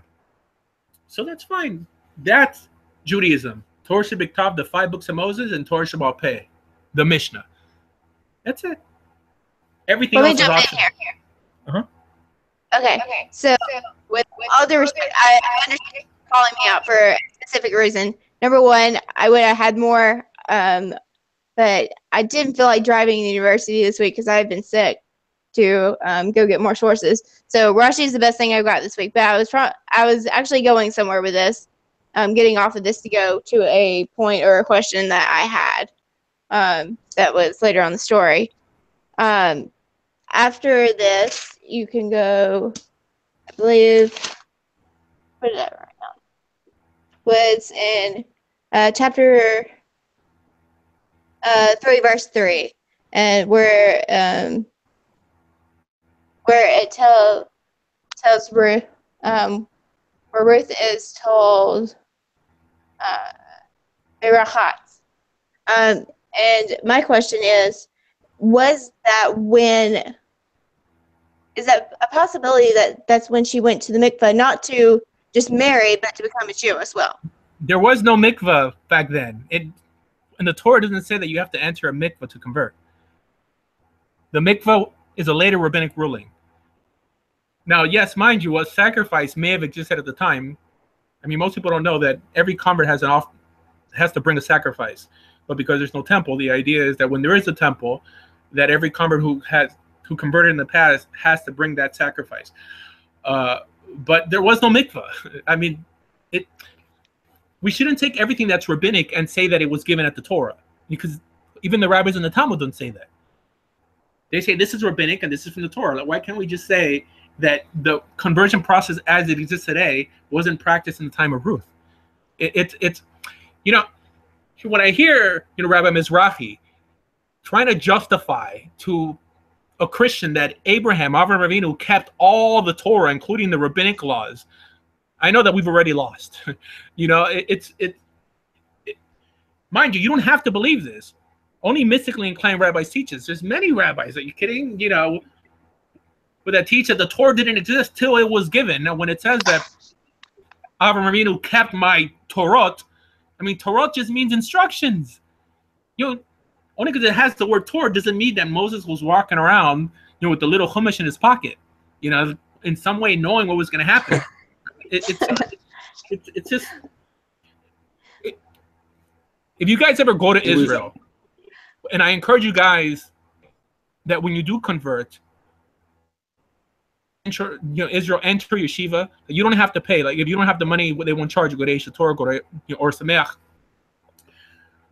And you'll start getting a diversified opinion of Judaism and the Jewish world, right? I mean, it's not all one way. It seems one way on the internet, right? I mean, you have Rabbi Alona Nava, Rabbi Mizrahi. I mean, everyone teaches identical, but it's not like that in the rabbinic world. There's so many different opinions. There's the Spartam, the Ashkenazim, the Dordaim, the Spanish, Portuguese.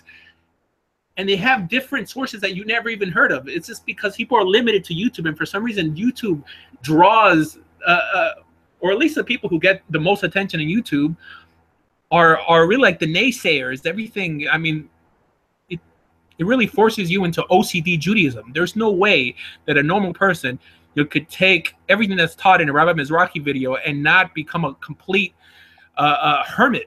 It's just not. I mean, the Rambam tells us to seek the middle path. Like, don't be more religious than the Pope. Just be calm. This is why I'm a big advocate for modern Judaism. Like Rabbi Hirsch, Yeshiva University style Judaism, rational. Be part of the world and be a Jew. As a matter of fact, these are individuals who make the biggest impact because they're in the world, right? And they're not retiring into piety. But I think mysticism does that a lot. I mean, it makes people very reclusive and ascetic, and it's it gets you to lock yourself into a room and retire into piety, right? I mean, they think the way they make the world a better place is by putting on 2 pair of tefillin. No, the way you make the world a better place is by making the world a better place. Like by fighting evil, by taking care of the widow, the convert, the orphan, physical things. I mean, the Torah doesn't tell you. As a matter of fact, it says that the nations of the world, by us keeping our hukim, the Torah says the word hukim, we know that a chok, it's typically understood as a mitzvah that we don't really know the reason for, that just by keeping these things, that the nations of the world would say, what a wise and discerning people, i.e. that we should join them, right? I mean, it's not about, anyways, I don't want to take over your class here, but I appreciate you guys giving me this platform to rant a little, because I need it sometimes. I just came back from a motorcycle ride and I just felt energized. I saw this on my, Google, on my Gmail. I'm like, I have to, talk to Idol Smasher, Okay. Idol Smasher sounds like a biker name, Yeah, I see like Hell's Angel, right? And then the bottom Idol Smasher. I'm glad you came in. I'm glad he came in too. And I loved everything I've heard tonight. I appreciate what do you have to say? All the hate. whether people bash me on online, right? It's all nonsense. It's not true, man. I mean, anyone, like, if you see anyone bashing me online, just give them my telephone number, right? I mean, why? They're trolls. Right? I'll debate anyone anytime. You know, I have no agenda here, you know, but to help you guys become Jewish, because I think that the world needs more Jews, right? My goal, and I think the goal of every Jew, is to ultimately leave this world a little better than we found it.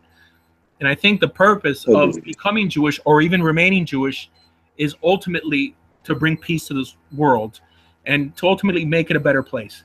And this is why I do what I do. Yeah, and that's it. And that's really the basis, whatever. Conversions, and I only convert people who live in places where you can't convert. Most people don't know that the state of Israel has outlawed conversions in 90% of the world. They don't know that in Latin America, you can't convert. In Latin America, you can't even enter a synagogue. Outside of the US, Australia, Canada, even some places in England, because I've already heard they're turning people away in England, you can't enter a synagogue. You know, so what am I supposed to do? Right, first of all, you don't have to be a rabbi to convert anyone. I mean, I have smicha, but I mean, that's not even important. They should be out there trying to get these people so they could start a community. I don't really think there's a point of being a Jew alone, right? I mean, walking with God doesn't mean much if you're walking alone, right? Yeah. But if you're not in a community, start a community.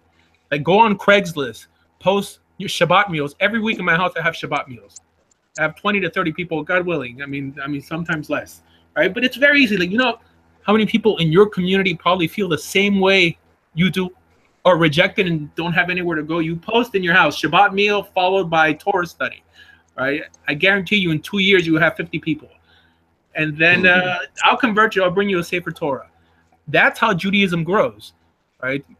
But it doesn't grow by creating an alt movement. You know, like all the liberal hippies are always with this whole alt rights. You know, I call the Noahide movement alt Judaism, right? You know, but it shouldn't be, you know, because there is no alternative to Judaism. As a matter of fact, I teach that this is how Christianity was born. You have to understand what Paul was doing ultimately was offering a type of the Noahide laws, so with the addition of prohibiting blood and fats, right? But he was going contrary to what the Jerusalem church was telling him to do. He was telling Gentiles, you don't have to keep Torah. Ultimately, like, you don't have to convert. All you have to do is keep these laws. And what happened is the same thing that's happening today. They grew so big that they detached themselves from Judaism and ultimately ended up persecuting Jews. And that's what these Noahide rabbis are doing. They're creating a Frankenstein that they're not going to be able to control later on. Instead of saying, you know what? The only thing that separates a Jew from a Gentile is belief. That's all it is. A Gentile who believes in the proper manner and also believes he has to convert, goes through a formal conversion, is a 100% Jew. Now, if they don't do it, it's because they have another line of thinking. They're thinking this individual is going to impurify my gene pool. And this is why they're not doing it, ultimately.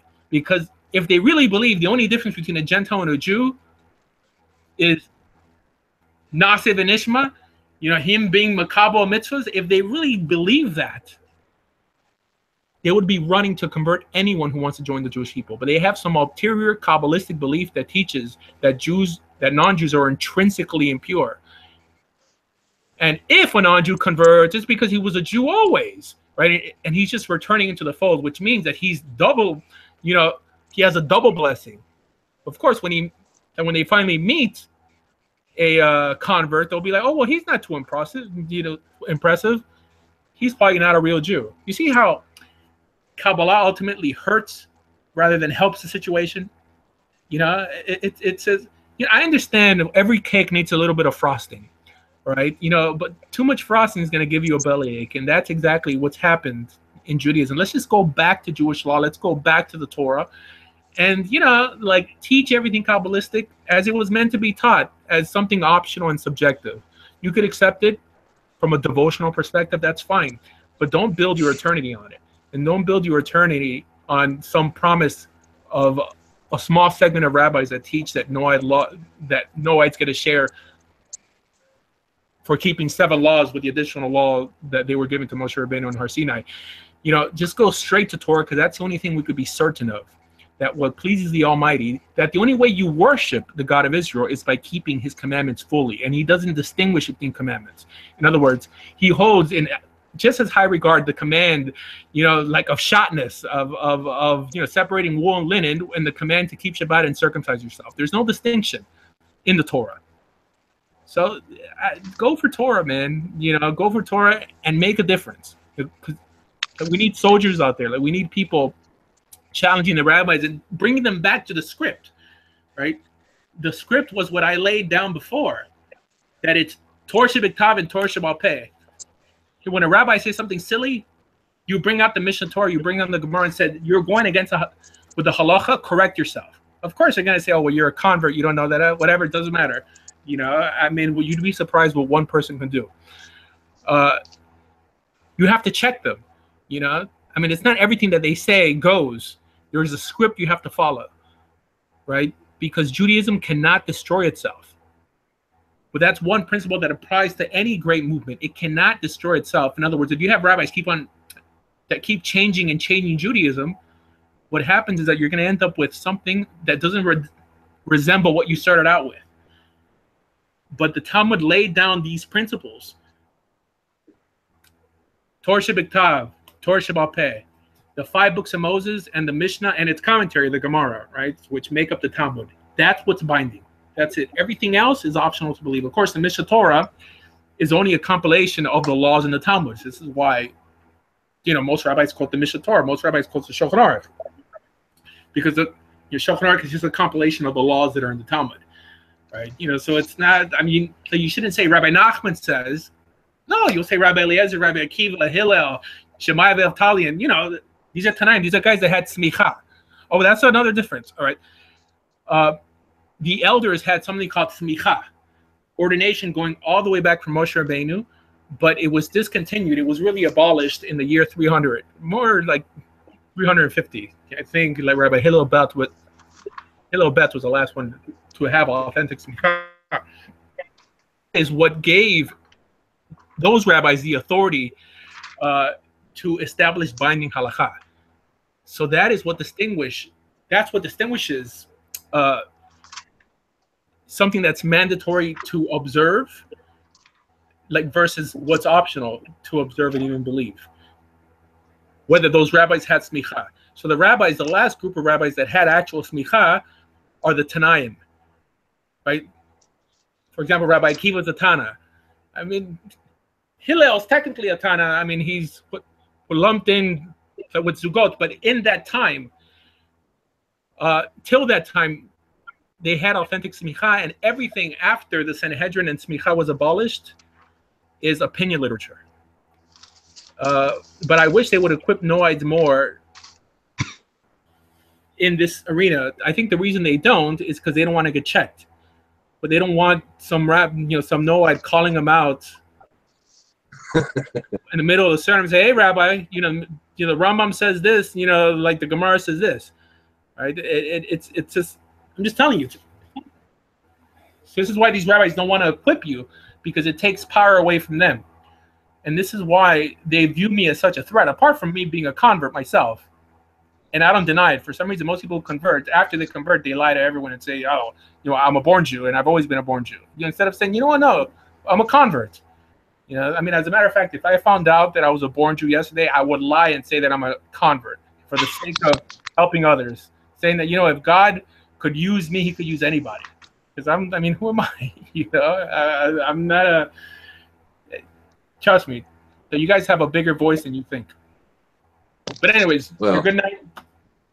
So what you're saying is that she immersed because she's going to try to get married to Boaz, basically. Is that what I'm getting? Because I have some more questions off of the Parsha that tying back to what you're talking about too. We don't know any more that appears than what appears in the text.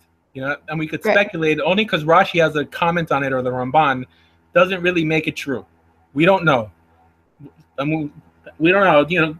Her possibly being, a ger toshav.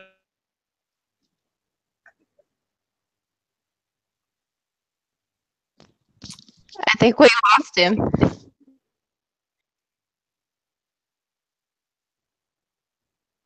We lost you, Mimigo. I have an opinion on that. Go You for have it, an Rosie.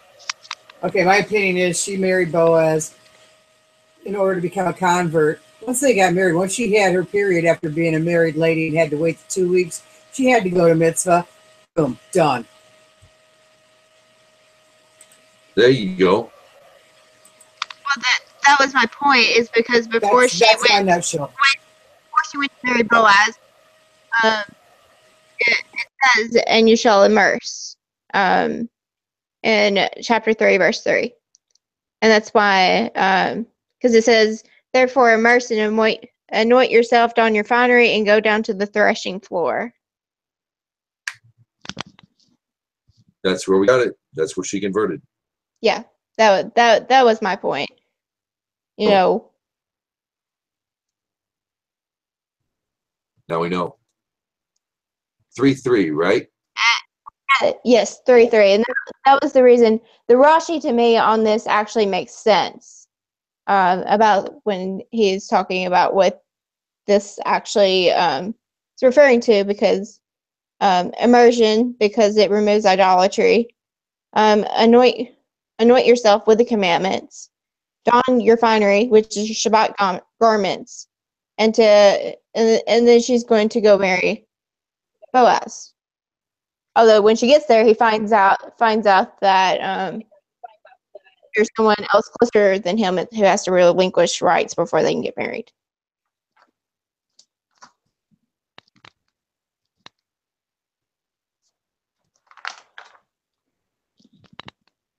But as to his point about, not everything was, things were added, things and events happened later.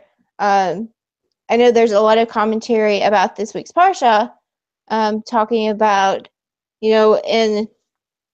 about them serving unleavened cakes, and was that Passover? And is that really the reason why? And did Passover exist before the Exodus? What do you have there? Because I've had conflicting, but I have heard that well, certainly this, we have a meat meal and we have a dairy meal, and if all had gone according to plan, and you make plans, God laughs. If things had gone according to plan, the bread, the pita, whatever, would have been necessary to cleanse the palate before eating meat. Mm-hmm. Of course, she didn't get a chance, but does give with Noah's knowledge of clean and his knowledge of a properly given offering, which would mean a proper slaughter, which would mean a knowledge of anatomy. Noah knew something. I wonder about the kosher bit. But as far as the Passover, I've heard that. What do your sources say? If you've got time, I would love to hear. I've got time. I'm actually flipping back to the Parsha to look it up, because I have it written in notes, and let me get it's right after. Do we speak your chicken scratch? Do we speak my chicken scratch? I don't know if I can read my chicken scratch. I was at work.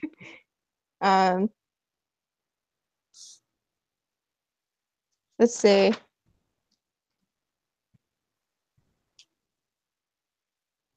We're going to hit on this. This will be our grand finale for the evening. Our grand finale.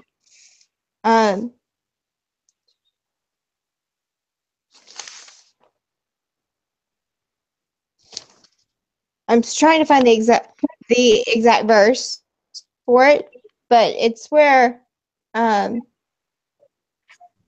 God served unleavened cakes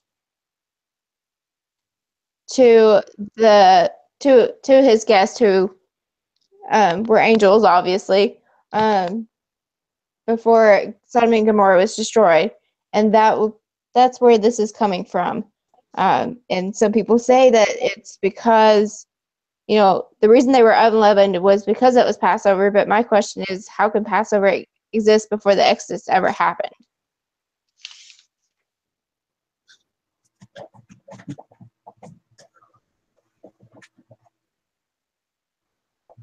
Yeah, I've wondered that because I've heard that some say that Noah received the Torah.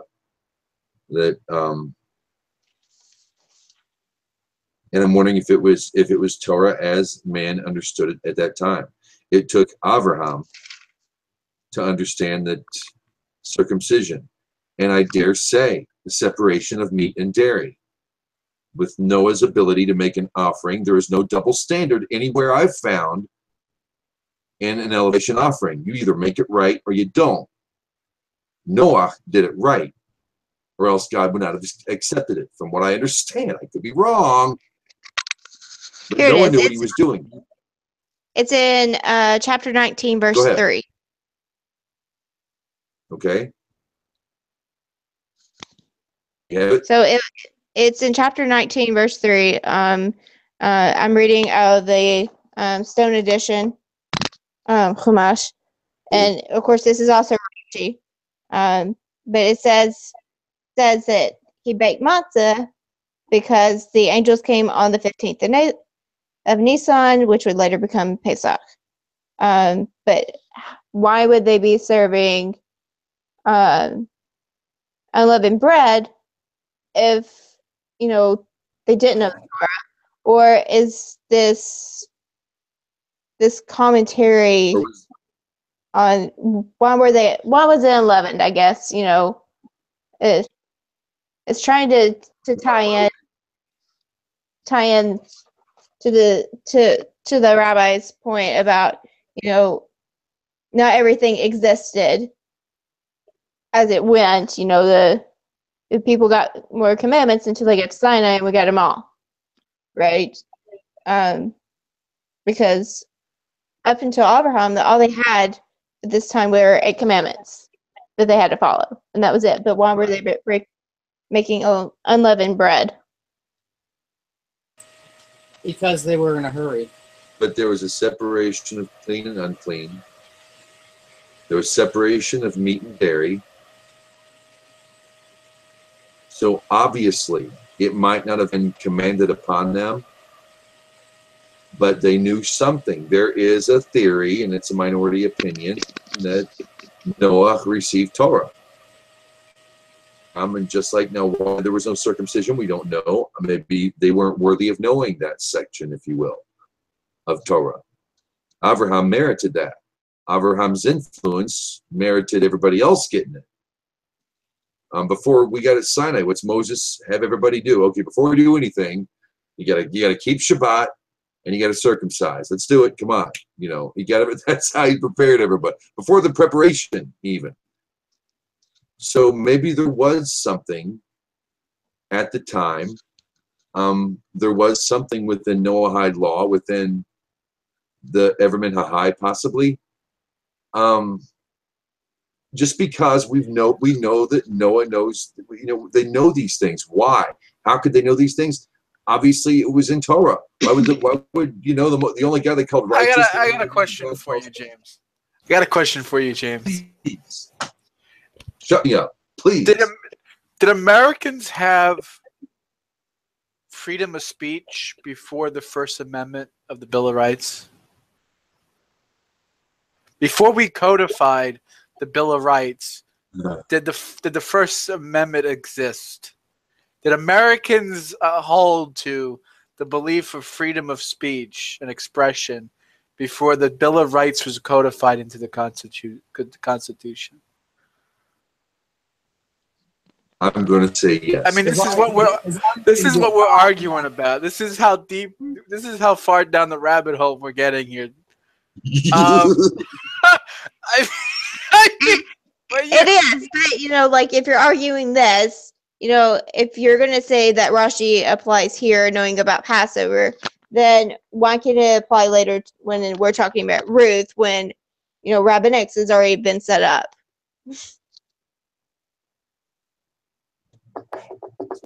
There you go. Yeah. I want to end the live portion now. Every Thursday we do this. We've had some listeners tonight, viewers, whatnot. Thank you for tuning in. If you've gone this far into the video, congratulations. And you're stronger man than most. Every Thursday night, right here, Nilvah Nexus on Google+, Nilvah Nexus on Facebook. I'm James the Idol Smasher, a.k.a. James the Goy Wonder. On behalf of everybody who is here, including Hadassah, Yohanan, Rosalie, and myself, Shabbat Shalom. Now.